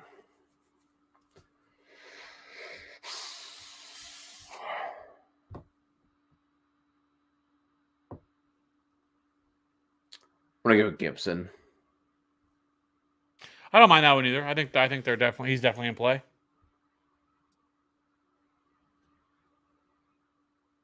Yeah, I just don't like that matchup for Lazard.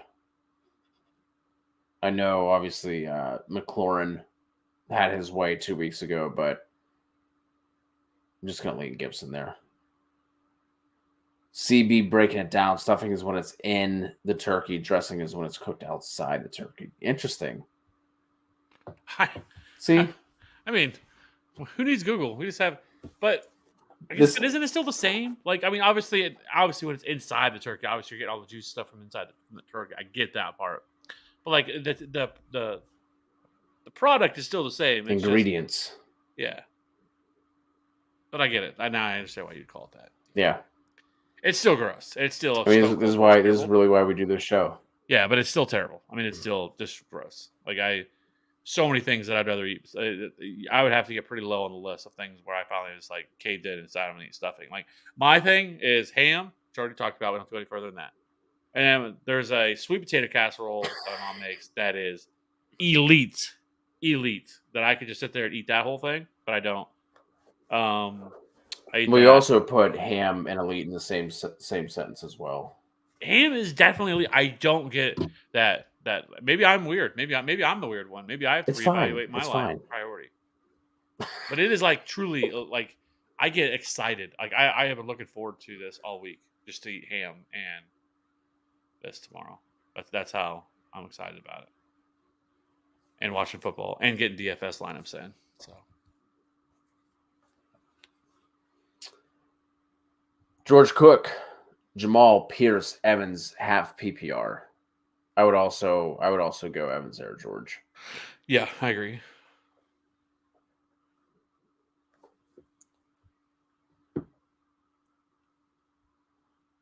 And there's a comment there that is all that I cannot click on.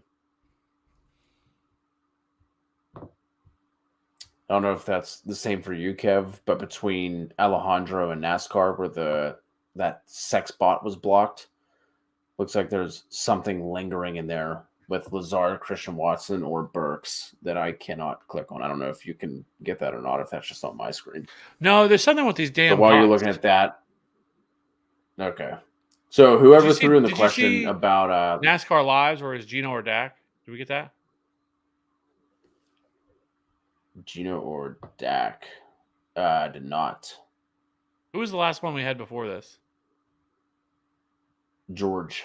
So we went George, then I see Alejandro saying goodnight and thanks. And then I went to Oh yeah, we're skipping a whole bunch through here. So that I'm must not. have been it's happened to me before too, where you guys saw or were seeing questions that I couldn't see. Okay. Well, then So you after take the steering George, wheel. So after George, it shows me Alejandro just saying goodnight and thanks. And then it drops down to NASCAR. yes, we have this Nope. one. Full PPR, should I sit in my lineup? Wide receiver flex. I have DK, Olave, Higgins, and Keenan Allen. Keenan Allen. So does he need a wide? Do they need a wide receiver and a flex? Oh, and a flex. Because I would go DK, and then I would go Higgins if Chase is out. If Chase plays, I would go Keenan Allen. Yeah, Keenan Allen is the lock for me. If Chase doesn't play, then Higgins. If Chase does play, then DK. Yeah, and this one is very easy. Cowboys. Cowboys Houston's D. not even a consideration. CHB, pick one, RB2, and one flex to start. Running backs are Mostert, Pacheco, Kyron. Flex would be there it either is. Lazard, Christian Watson, or Treylon Burks. So one RB2 is going to be Pacheco. Yep. Then the flex is going to be God. I'm gonna go Christian Watson. Yeah, it kind of seems like he's the. I really want to say Burks. I really do, but like, I don't know if we'd be considering Burks if he didn't go off. Like, I also, like I said, I don't want to chase those points on a Tennessee wide receiver. Yeah, he is tough to trust. But yeah, so Aqua again. Thoughts on Logan Thomas? Good start. Also, happy Thanksgiving, guys. Enjoy. Same to you. Same to everybody in here. Whether you celebrate Thanksgiving or you're just going to be able to get to watch football tomorrow, yeah, but it's a celebration for all. Yeah, hopefully you don't have to work tomorrow or anything like that. Hopefully you just can watch 3 games of football all day. But if you do have to work, I wish you well. Hope you're safe, and hope you get to enjoy football when you get home because it's on all day. That's the great part. 11 a.m. all the way through night because I do have to work on Friday, so I'm not lucky enough. As far as Logan Thomas is concerned, like I think he's okay. Like he's not like some like must start or anything like that. I have him at tight end 21, which is pretty low. I like him as a stream this week. Yeah, I mean, he saw 6 targets last week. He's seen 10 targets over the last 2 games. Like that's pretty decent usage. But I just feel like there's probably another better tight end option sitting out there that you could probably play than you get to Logan Thomas. But yeah, I mean, he's in play for sure. Yeah, we already answered this one. Michael Carter, Pacheco. I thought we did. Did we not? If not, so, it's Michael Carter. Yeah. Abraham offered Mariota and Sanders for Dak.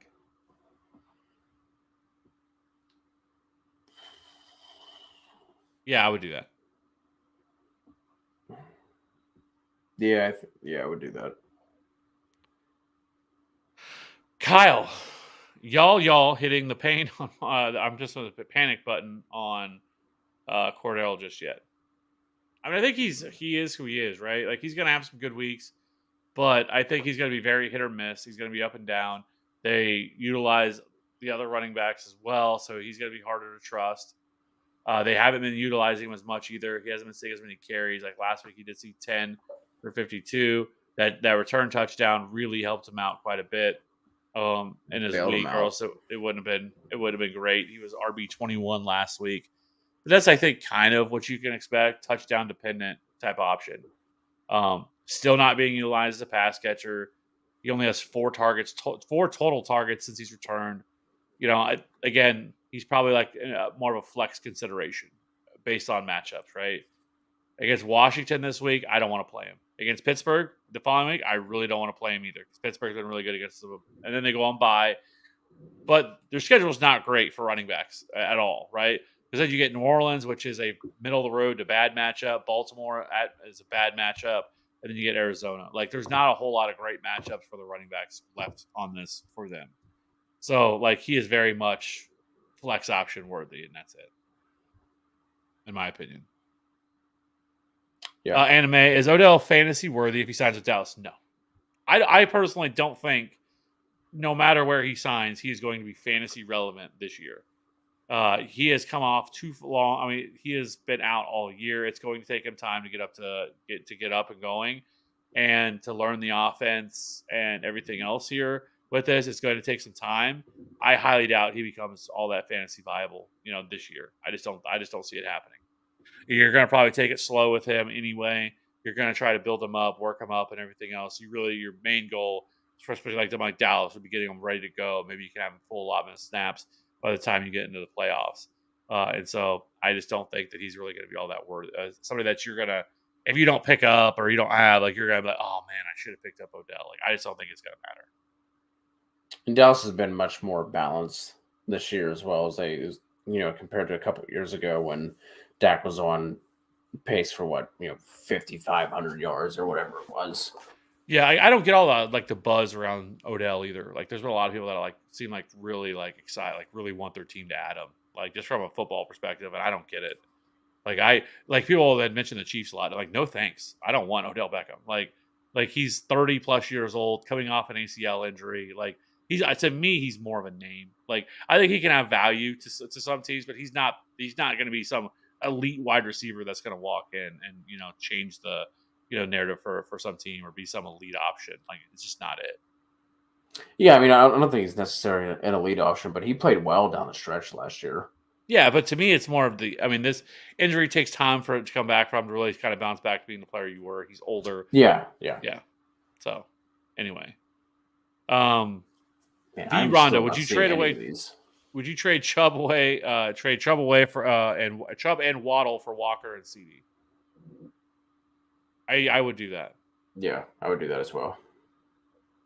NASCAR Fantasy Live. Happy Thanksgiving, Gino or Dak? I'm gonna go Dak. Dak. This one, I have no idea what Goat Manager's talking about. He says he looks like the Whoville people. I have no idea. That one threw me off. I don't know what that came from. I was trying to read through. I was like, am I missing something here? Is there something that I'm missing? And I didn't. I feel like I'm probably the most Whoville looking one here. I guess, but I don't know. Seems like a random comment. Anyways, let us know, Goat. What? Maybe Goat didn't like my turkey skin diss. Oh, well, maybe you deserve it. Alejandro, good night and thanks. Good luck this week. Same to you. NASCAR Fantasy Live. Would you trade away Andrews, Mixon, Najee, and Mike Evans for JT, CD, Godwin, Zeke Elliott? Oh boy. Andrews, Mixon, Najee, and Evans. JT, CD, Godwin, Zeke. I feel like Kev just doesn't want anything to do with Zeke. So that side automatically loses. I'm not a big fan of Zeke, but I actually would take that trade. I would do that. I would make that trade, yes.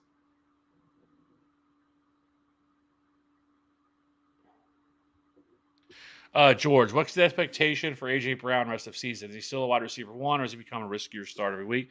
No, I don't think he's become a riskier start. I have to remember the game against the Washington Commanders, which I hate that name. I wish they would change it. Oh, but hopefully if a team buys the Washington, they change their name, because I hate the Commanders. But anyways, no, it doesn't matter. I feel like A.J. Brown's week one just set everyone up for disappointment, right? He's still been really good. I mean, so he finished, so he was wide receiver 7 week one, and then he went wide receiver 39, 13, 22, then he was 68, 11, 1, 15, 93, which is the week he got hurt, and then 46 last week, which he wasn't terrible in PPR formats last week, 5 for 60. In that game against Indy, I think their offense has kind of struggled a little bit. But I also really like their fantasy playoff schedule too. So, but I think he's fine. I still think he's a borderline Yeah. wide receiver for the most part. And he's still got to be a guy that's got to see probably anywhere from 8 to 10 targets every single week. So I definitely think he's still a wide receiver one. He's going to be a little bit more boom bust, but if you go through any player's resume this year, you're going to see a lot of the same. There's very few that are just consistent every single week that they're not, that they don't have a little bit of a down week. Maybe not 2 points, but again, that was a lot more injury related. It's because he, rolled his ankle on like the first or second drive of the game, in that game, and then he was pretty much non-existent the rest of the way. But last week he kind of got a little bit back to more to the guy he was previously. So, anyways, that's kind of where I view AJ Brown. Yeah. Anime. What do I do?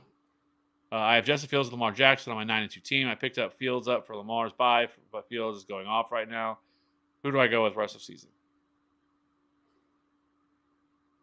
I want to say Justin Fields because I love, but this shoulder injury does worry me a little bit because his biggest plus is his ability to run and the rushing yards that he's been putting up. Put up another 85 last week, was QB7. I mean, he's been a QB8 or better for the better part of the last 2 months almost. But that a lot of that's coinciding with his rushing ability. If they were to limit him, then all of a sudden that's what he takes a hit. I still would go Justin Fields just because I'm not a doctor and I have no idea what's going on with that. It doesn't sound like it's nearly as big of a deal as people were making it out to be. So I still would probably go Justin Fields. I mean, in a vacuum, but I'd be trying to trade one of them. I definitely wouldn't be dropping one. Yeah, because people have to be getting close to their trade deadlines. So especially at 9-2, I would make a decision on one of them and then trade the other one. Infamous Mel rocking with us. Good evening, fellas. Good evening to you. Pitts and Ertz are my only 2 tight ends. Both are done. Dulcich, Conklin, and Fant are free agents. Who do I pick up? I would probably go Dulcich of the group. I think he's the most reliable. Conklin is maybe a little bit more interesting now that they're making a change at quarterback, but I still don't know exactly what to expect. I think it would be between Conklin and Dulcich. Yeah. Will be the 2 options, and I probably just slightly lean towards Dulcich, but yeah. I mean, I think at this point too, Mel, you can probably just stream it week to week. You know what I mean? So like maybe Logan Thomas this week, Dulcich the next, and Juwan Johnson, especially if with he's buys sitting out wrapping there. up. Yeah, we do have 2 more weeks. We have week 13, and then week 14. Like week 14, is a lot of teams. I think there's 6 teams on bye. Week 6 or week 14, which sucks because it's like that is like the week before fantasy playoffs. So people that are trying to squeak in. The only good news is it's not like great teams, right? Like at least great players, but still 6 teams on bye. You have the Falcons, Bears, Packers, Colts, Saints, and Commanders all on bye. Week 14. At least next week, there's only 2 teams on bye, and it's the Cardinals and Panthers. Which at this point, the Panthers really have nobody that you're like, oh, they're on bye, cool. Because they have nobody that you're really all that concerned with, and the Cardinals, D Hop, Connor, Marquise Brown, and Kyler, kind of the guys. So, but anyways, yeah. I would go Kyler. Sit one here to sit. Oh, sorry, I was thinking start. Yeah, I would start Kyler. If I had to sit one, I would sit Russ. Sitting Russ as well. Appreciate the 21st like fantasy dog. Just out here doing our best. Please hit us with a sub and a like if you have yet to do so. Dallas is starting defense the next 4 weeks. Then Jets to finish the season. That's been the one weird thing when I've been doing the defensive streaming options video. Like I feel like in years past, it's like, okay, pick this team up because then they have blah, blah, blah. Like their next 3 or 4 matchups are good. Like I feel like I haven't had that this year whenever I'm doing the streamer videos. It's been odd. Best flex full PPR, Ayuk or Chubb?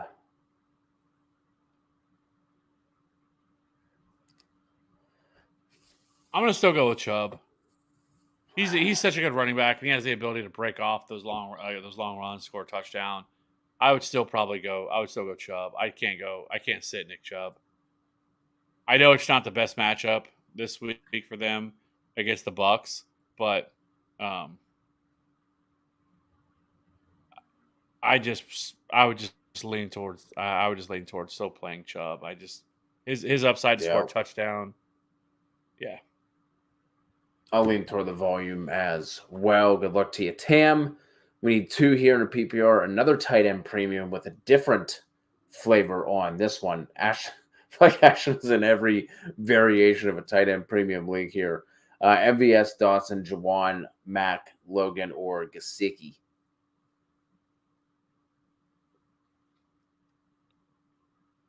I'm gonna go Mac Hollins and Juwan Johnson.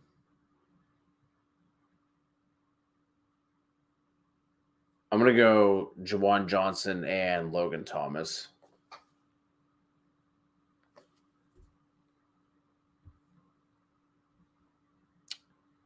Pitt's going down. Would you trade Rashad White for Jawan Johnson? No. I would just stream tight ends. I mean, unless you're in like a 16-team league and every tight end's been hoarded or something like that, I would just stream the position the rest of the season. I'm not trading an asset like Rashad White for a tight end like Juwan Johnson. I'm just not doing it. So now we have a different outlook on the dressing stuffing thing. It's just a geographical thing. Interesting. Inside, outside, south. See, I think that was my original take. I thought that was kind of like more of that's where we got into like the Coke and the soda or whatever, or the pop and the soda thing. Yeah. That's what I kind of thought, but it is not delicious. I would disagree with you in the smell, but I am also mainly on an island on that. Yeah, I don't think you're on an island on that. I think a lot of people snub their nose at stuffing. Yeah, but I feel like there's more. It's more universally loved. Like the when we asked it, like first 5 or 6 comments were all stuffing. Like people. Yeah, So. If I lose this week, I'm stashing RBs for the keeper league next year. Who's the RB in 23? Pacheco, Spiller, or Javonte? Javonte. Like even if you haven't in a keeper league, I would have Javonte Williams stashed, and it's not even just so much for just next year. And I guess my question is for you is how many players can you keep like on a yearly basis? There's only a couple. Maybe he's not as important because I don't want to get into because essentially with him he's probably not going to be as effective next year because it's just what we've seen from these running backs that typically the first year they're just not the same player. I also want to know how bad it was. Was it significant in terms of the other ligaments around it that had a problem? All that stuff. Because I'm not even sure exactly when he exactly had the surgery either. But I just would have tempered expectations at least right now for him. And there's no bigger Javonte Williams stand out there than me. But I would still have tempered expectations for him next year. He probably looks more like the guy that we were expecting him to be, and that's probably not till 2025 or 2024. Is when I would expect for him to start looking like the guy. But I also wouldn't count on Pacheco being the guy either, and Spiller is definitely not. So yeah, if you absolutely had to pick somebody up, then it would still be Javonte Williams because his long-term upside is real.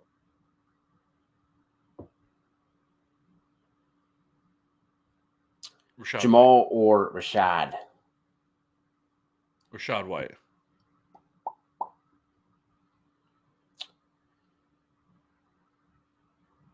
What do we expect from the 3 teams, Carolina, Texans, and Jets, that swap/bench their QBs and the fantasy impact for each?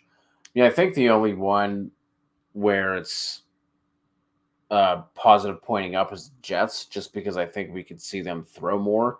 With Zach Wilson, it kind of seemed like they were trying to protect him and not throw as much. I mean, Carolina is still going to be a dumpster fire. It Texans, is, but I do think DJ Moore I think is a big winner for them going to Sam Darnold. Because I mean he was balling earlier in the year last year with Sam Darnold, so he was doing very, very well. So and then Sam Darnold turned into a pumpkin. Yeah, so maybe he can just let it go for a little bit because That's one of the things this offseason. I just want to see DJ Moore with a good quarterback. Can we just get DJ Moore quarterback? Can we? Can we do that? But I will say, I know we don't have time to talk about it. We're not going to talk about it, but next year's class looks so good. It's so deep. Like I was looking at, people are posting dynasty rookie draft like mocks for next year, and like they're getting like the second and third round. I'm like, this guy could be a third round pick dynasty, like rookie drafts. And I'm not even a dynasty guy. I know people are going to. I think you are. I'm not. I'm really not. Actually, my league, my keeper league we're in, people are starting to talk about it a little bit. I was surprised this year. People are like, hey, I've been hearing about this dynasty league thing. Maybe we should just change it to a dynasty league. And I'm like, oh, this is going to happen. And so, but anyways, this next year's draft class looks so good. It looks so incredible. So yeah. Anyway, Tony, is Jamal Williams risky tomorrow in PPR? Sanders, Rashad, or Swift are options. Yeah, I would go Rashad White. I'm not. I don't think you need to play Jamal Williams. He's been really just he's pretty much just touchdown dependent, and I don't think he's going to score 3 rushing touchdowns tomorrow. So that makes him kind of a limited more option. So yeah, I would go Rashad White. Yeah, if Lenny's out, it's White. If Lenny plays, I would still play Sanders over Jamal Williams. Who do we think I can get for Monty and Najee? They just don't. I mean, I know Najee's coming off the 27-point game, but people still remember everything he's done all year, and so you might be able to get something for him, but it's hard to say. The hardest thing is just throwing out a random name, right? The easiest way to figure this out is by seeing what the other teams in your league have. Like, what does their teams look like? Because just telling you to go after one player and then not seeing whoever the other team has, it makes it difficult, right? The way I see it. Yeah, see if there's like a team in your league that maybe went, zero RB, or someone who maybe suffered some injuries or took Zeke early, or, Zeke and Javonte. There's probably a team out there who had that combination. So try and look and see if you can find someone who needs the RB help, because like those names aren't going to get a lot of people excited. Mr. Put It in Reverse. Jefferson, Debo, Kamara, Pacheco, Latavius, or Gabe, we need to. Well, obviously Jefferson. It's not even a conversation. Yeah. And I'm going to go with Kamara.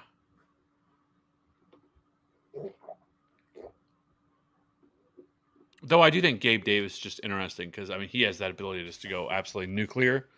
And he's starting to see more red zone touches or red zone targets as well over the last couple of weeks. But, yeah, I don't know. I would still go Kamara, Jefferson. And I'll go Jefferson and Debo. I don't mind that. Dak or Hurts? Hurts. Hurts. Oh, sorry. Nobody speaks about the virtues of cranberry sauce, but I think it's the bee's knees. TN. That's the virtues of cranberry sauce. And then it finishes up with the bee's knees. Are you more of a canned, because I don't know if I've ever eaten if people. I'm assuming people make fresh or whatever cranberry sauce, right? I mean, obviously they do, but I've never really had it. It's always been canned, people from a can. Yeah. My dad loves the canned cranberry sauce. Nobody eats it except for him. I'm sure he's perfectly okay with it because I know he loves it. But it's not like it's bad, but it's not like something that I'm like, oh man, I have to have that. If somebody's put some on a plate, I would eat it. But again, it's not like a go-to thing. But I've always just had the canned too. Yeah. Because I actually like cranberries. Somebody made, we had a potluck thing on our work yesterday, and somebody made a cranberry cake that I did not know what to expect, and it was actually really good. Fresh cranberries in there. I was like, these are good. This is good. So, Supervillain. The rigged NFL has Dak scripted to miss out the rest of the season after tomorrow. Supervillain, you're not a Cooper Rush stan, are you? Yeah, and I don't know why the Villain NFL. coming through with just all the negativity. Well, Sanders gonna miss time. Or hey, maybe we have a time traveler. Right, gonna have to remember this. And Oh man, there's all kind. There's I just now realized he's just dropping 1,000 of them in here.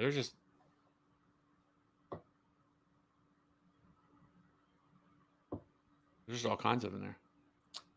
and the Whoville, what's that about either of us? Oh, that makes way more sense. See, if we were actually like on time, like caught up with everything, it make more Yeah, sense as the comments come in. yeah. But since we're so far behind, we see one and we're like, what does that have to do Man, with? I guess he really loves turkey skin. I'm gonna have to not mention that again. Got called a Whoville character. Emmanuel, 10-1 Yahoo League 12-team half PPR. Got offered Chubb and Kirk for AJ Brown and Connor. Have Diggs, Stevenson, Lenny, Ayuk, Burks, DJ Moore, Singletary, Rashad White, Hurts, DPJ, and Njoku.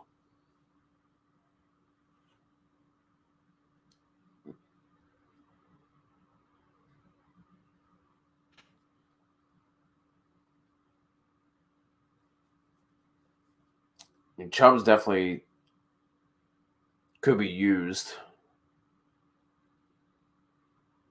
An upgrade over Lenny. There was Stevenson.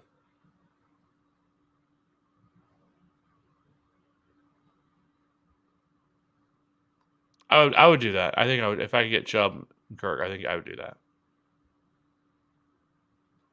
especially in a half PPR. Still have Diggs. Yeah, I would do that.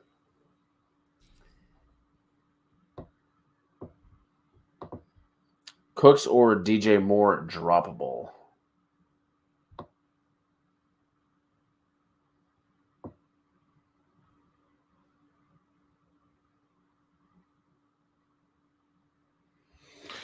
I don't think so. I mean, unless you're just like a really shallow league, I don't think so.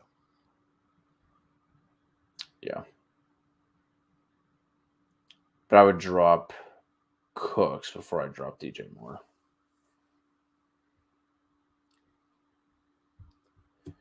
Truth, if Fields is out, Kyler on waivers. Don't ask me why. Gotta wait till tomorrow to see if I get him. Do I start Kyler, Gino, or Danny Dimes? I'm still gonna go Gino.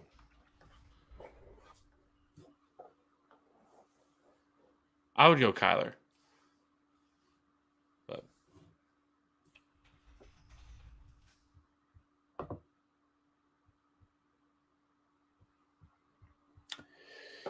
Jordan. Najee for Mike Evans. RBs are Eckler, Cook, Monty. Wide receivers are Diggs, McLaurin, and Judy.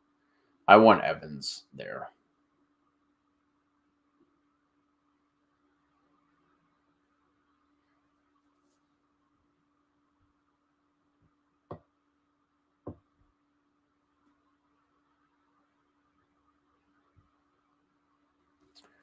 What do we think of the roster for Abraham, Mariota, Cousins, Jacobs, Najee, Monty, Sanders, Jefferson, Terry, Pittman, Boyd, Sutton, and Patty? Yeah, I mean, it's the same thing we've been talking about, Abraham. It's just the obviously we're trying to get a quarterback upgrade in there. I think outside of that, you're fine. The kind of average running backs, but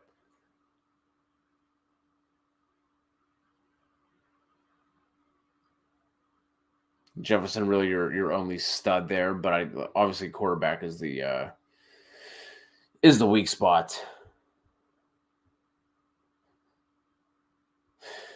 Supervillain is on one right now. yeah, and just the level of quickness that this man put all this stuff out there. Like it wasn't like a couple. I mean, we're talking about just throwing it out there. Truth, we need two here. Wide receiver, one for the flex. Cooper, Kirk, Davis, Debo, Judy, and Kimura. It's going to be Amari, Debo, and Kirk for me. Kev?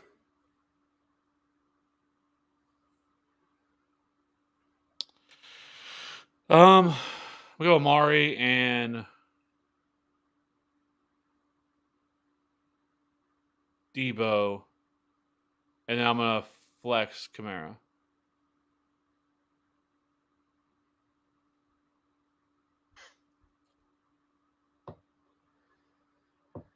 I mean, I think Juwan Johnson is a fine dynasty drop. I mean, obviously, if you have Njoku,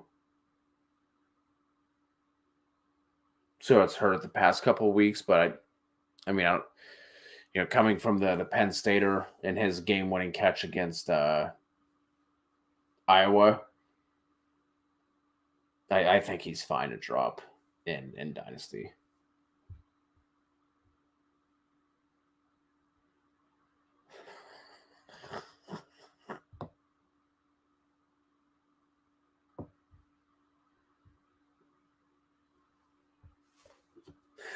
These are fantastic. Herbert or Dak rest of season. I'm going to go Herbert. Yeah, which is weird. Is actually I have Twitter pulled up and I just noticed Derek Thomas is trending, so I thought that was funny. Oh God. So these are the keeper rules for Shadow.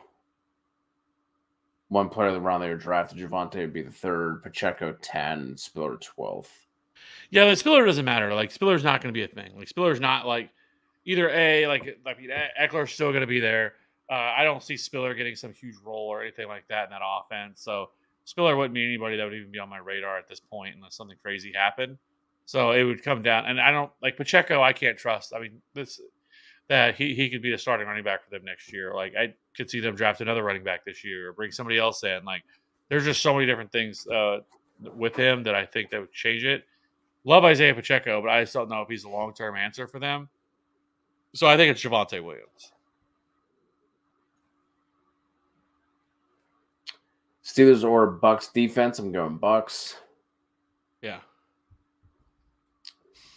Wheelie trade away Hurts or Mahomes for a big wide receiver. 1 QB league. I have Watson as backup. My man, I don't know why we've been holding on to him all year. We should have made a trade a long time ago with either Hurts or Mahomes because Hurts is a little bit tougher because he hasn't been like as dominant as he was early in the season. He's still been good. He just hasn't been the same guy that we, especially over that first 4-week, 5-week span where he was just crushing. He's still been really good though over the last month. Quarterback 2, 6, 4, and 6. So I would trade away Hurts. Yeah, I would just throw. Personally, what I would do, Wheelie, put both of them on the block. Tell your league, I want a receiver, whoever you get. I mean, I prefer to keep Mahomes, but like if I had the best offer for, say you get, Jefferson for Mahomes and it's, AJ Brown for Hurts. Like I'm gonna take Jefferson. Jamal Williams or Rashad White. We're gonna go Rashad White. Herbert or Prescott rest of season. So that's going to be Herbert for both of us, and then list Sanders, Monty, Najee from best to worst. I'm going to go Najee, Sanders, Monty. And I will leave it in the order that you have it. Kirk or Mariota. It's going to be Kirk for me. Yeah.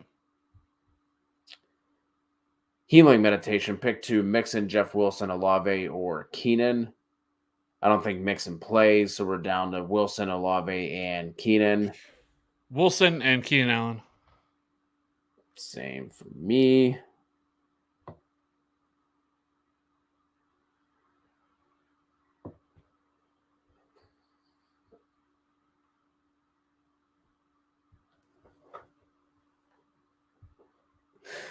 This is fantastic. Do I start Jamal Williams or Rashad White PPR? This is gonna be Rashad White. A lot of these questions.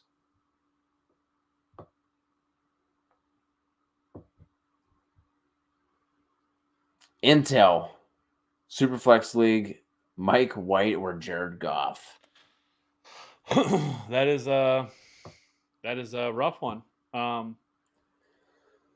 would still go Jared Goff. Jared Goff at home has Yeah. been much better than Jared Goff on the road.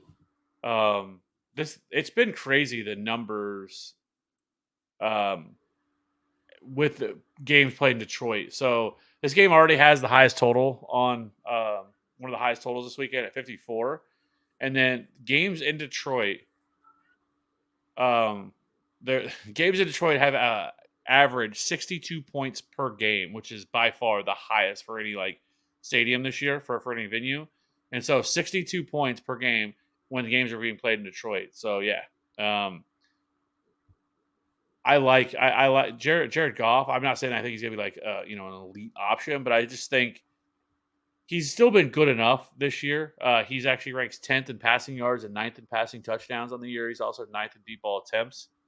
Um, so, and we have seen this Buffalo offense, and there's been some like things that I was like we talked about this yesterday in our DFS show that we did that like the fact that they had all this trouble with getting out on Saturday to be able to get to Detroit, and then they flew home. They're going to be home for a day or two, and then now they have to fly all the way back. That's a lot of travel for this team. There's going to be some effects for on this Buffalo side. So I would probably go Jared Goff. I think he's your better option.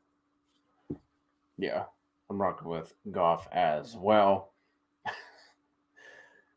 The GM, what's the squall report? I just tried to pull it up.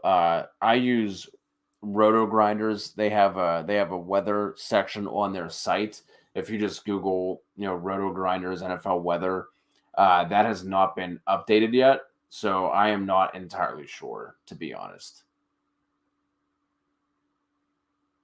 At the very least, we don't have to worry about anything tomorrow. So at least tomorrow we're good. It looks like the Cleveland game could possibly be a problem.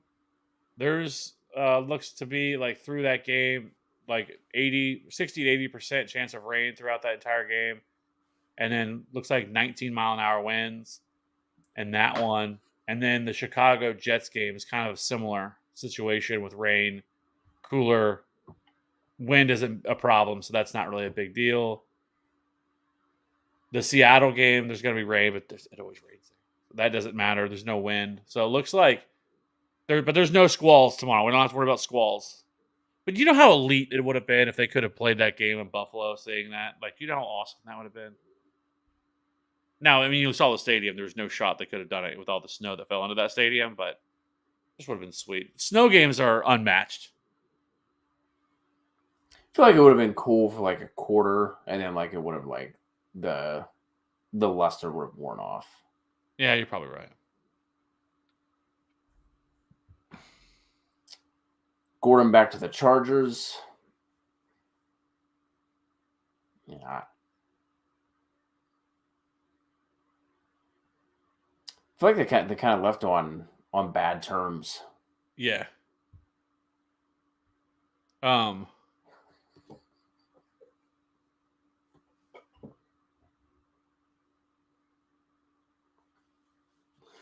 believe it. I believe it. One running back and one flex as you start from Cook, Stevenson, Debo, Ayuk, Pickens, Watson, Latavius, Rashad White, and Jeff Wilson.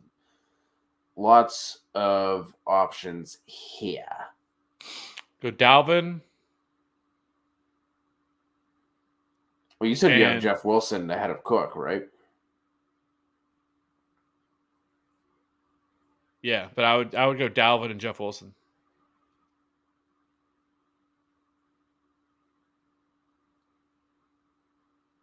Yeah, we ended up with the. I would go Cook and Stevenson, but Jeff Wilson is right there as well.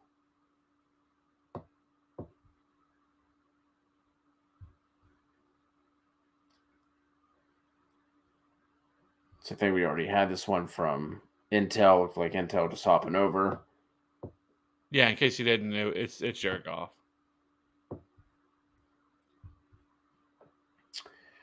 Rank these defenses: Philly, Chiefs, Washington Colts, and Vikings. Chiefs.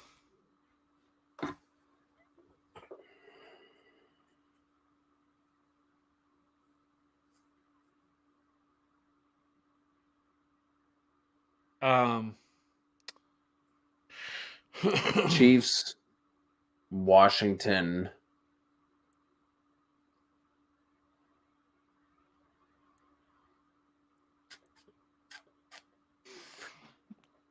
So Chiefs. Chiefs, Washington, Eagles, Colts, and then Vikings.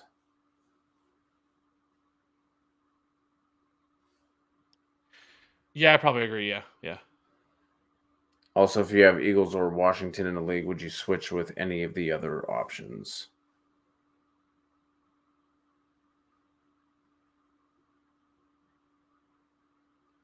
Yeah, I mean Chiefs for this week. Yeah, I wouldn't if you could stand it. I would still hold the Eagles, but I would Yeah, rather play the Chiefs this week. yeah.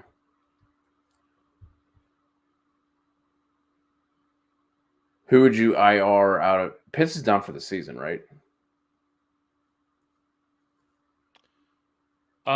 He's probably done for the season if he's not already. I think you can drop both of them. To be fair, I don't think Yeah. either one of them are guys you really need to hold on to.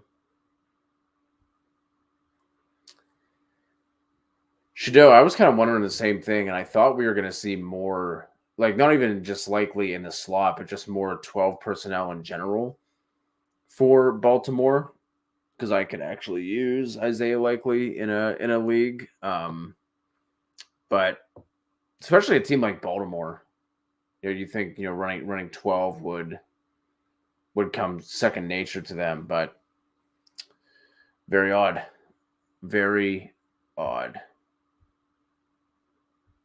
Villain, appreciate you. Just watch and learn. Just watch and learn. Ready Whip or Cool Whip on the pumpkin pie? I think you got to go ready. You got to go ready whip.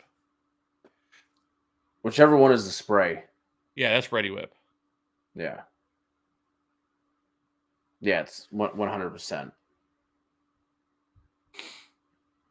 Yes, he's a drop. Yeah, he's a drop. Must win here for live creation, Pacheco or Michael Carter. There's going to be Michael Carter for the win. Another must-win scenario here for JQ. Dak or Murray? I'm going to go Kyler.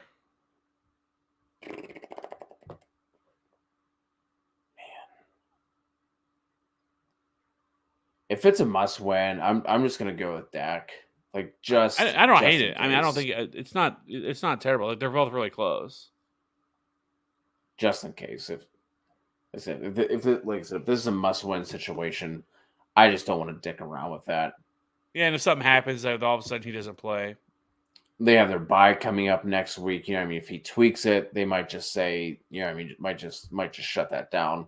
I wouldn't want to mess around with that, Jason. So I would go Dak, Kittle, or Schultz. I'm gonna go Schultz. Go with a little stack there, a little mini stack of Dak and Schultz. I'll go Schultz as well. Then Metcalf or Monty. It's going to be DK for both of us. Yep.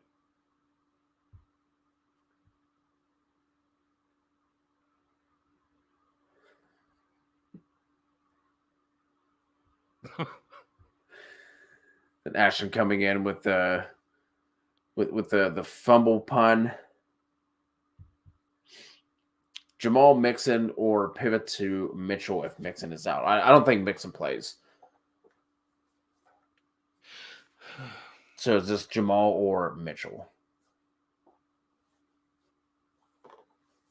I'd probably go Jamal Williams at this point.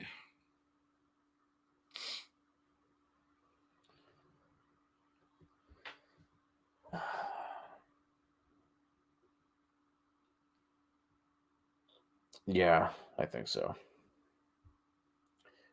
Now you've crossed a motherfucking line, supervillain.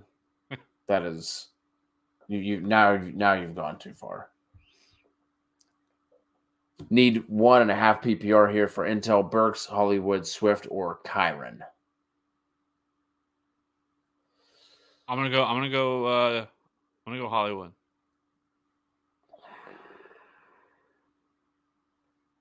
Don't mind Swift. We've talked about him as an option, but I think he's a little bit too risky to go with. Though all these options are pretty risky. So if you wanted to go Swift, like there's an argument to be made for him, right? Especially the last couple of Yeah. weeks where the game script has really been in their favor and they really haven't had to throw the ball very much. If they get down in this game, you can see Swift utilize more as the pass catcher and be more involved. So it is a half PPR. So I mean, receptions aren't as important here, but I think that's how he could become more involved. Like he got in some full practices this week. Now they're very limited practices. They're not like a full week of practice like you would normally see from other teams when you play on Thursday. But I think he is getting healthier, and so I feel like there's a Swift blow up game coming, and nobody's got to play him. He's got to score 30 points, and people are going to be like, 100%. you know. So. Yep. I'd probably lean Hollywood. Half PPR makes it a little bit easier to get away from Swift, but I'll go Hollywood as well.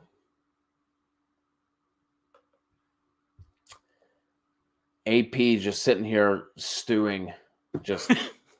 He's not going to sleep tonight. Like his profile picture is him right now, actually. That is a live shot, just melting.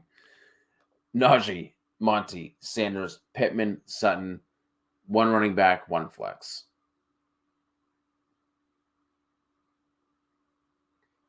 I have Sanders over both Najee and Monty, so that would be my RB. And who would you flex?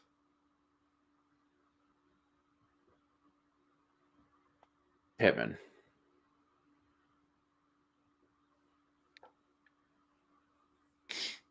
I think I would go Najee and Pittman.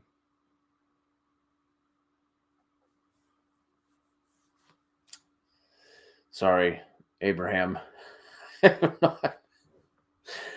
for not helping you. Hope you make the right decision. Hope you get the dub this week. Add Treylon or Demarcus Robinson. How is Treylon available in a 16-man is what I would like to know. Yeah. But it's 100% Treylon. Yeah, and I would drop Jalen to do it. I can't believe Burks is available in a 16-teamer. Mix and sit. Start P. Ryan over Michael Carter. Nope. I'm still going Carter. Yeah. Same 1919. Trading Schultz, Chubb, and Godwin for Kelsey and Pittman. Do it or nah? As much as I love Travis Kelce, and how much Travis Kelce's been absolutely elite, that's just too much for that in my mind. That's a bit much. Yeah.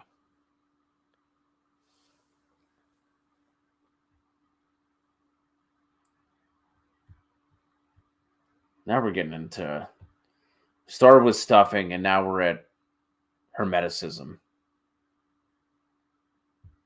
Probably just said something that's going to get us banned. Val's the GOAT. Start Zeke tomorrow or wait for Christian Watson, Hollywood, Rashad White. Yeah, we go Rashad White. Yeah. I'm not playing Zeke. The anti-slayer. 2 running backs, 2 wide receivers, and a flex. ETN, Ken Walker, JT, Amon-Ra, DK, and Olave. So Walker and JT, Amon-Ra and DK, and then I'm going to flex ETN. Boom. There it is. Got through all of them. Another 2.5 hour stream in the books. Hope all of you guys have a fantastic Thanksgiving. Thank you all for rocking with us. We are truly thankful for all of you for kicking it with us. For those in the Discord, those not in the Discord, those who swing by, those who make these streams interesting. We've had two very fun streams in back-to-back weeks. We appreciate you all. Hope you all get to enjoy the day, whether or not you are celebrating. You can join the Discord as well, and then we'll be back with you guys on Sunday morning to answer more start-sit questions. Again, thank you. Happy Thanksgiving to everybody, and we'll talk to you all soon.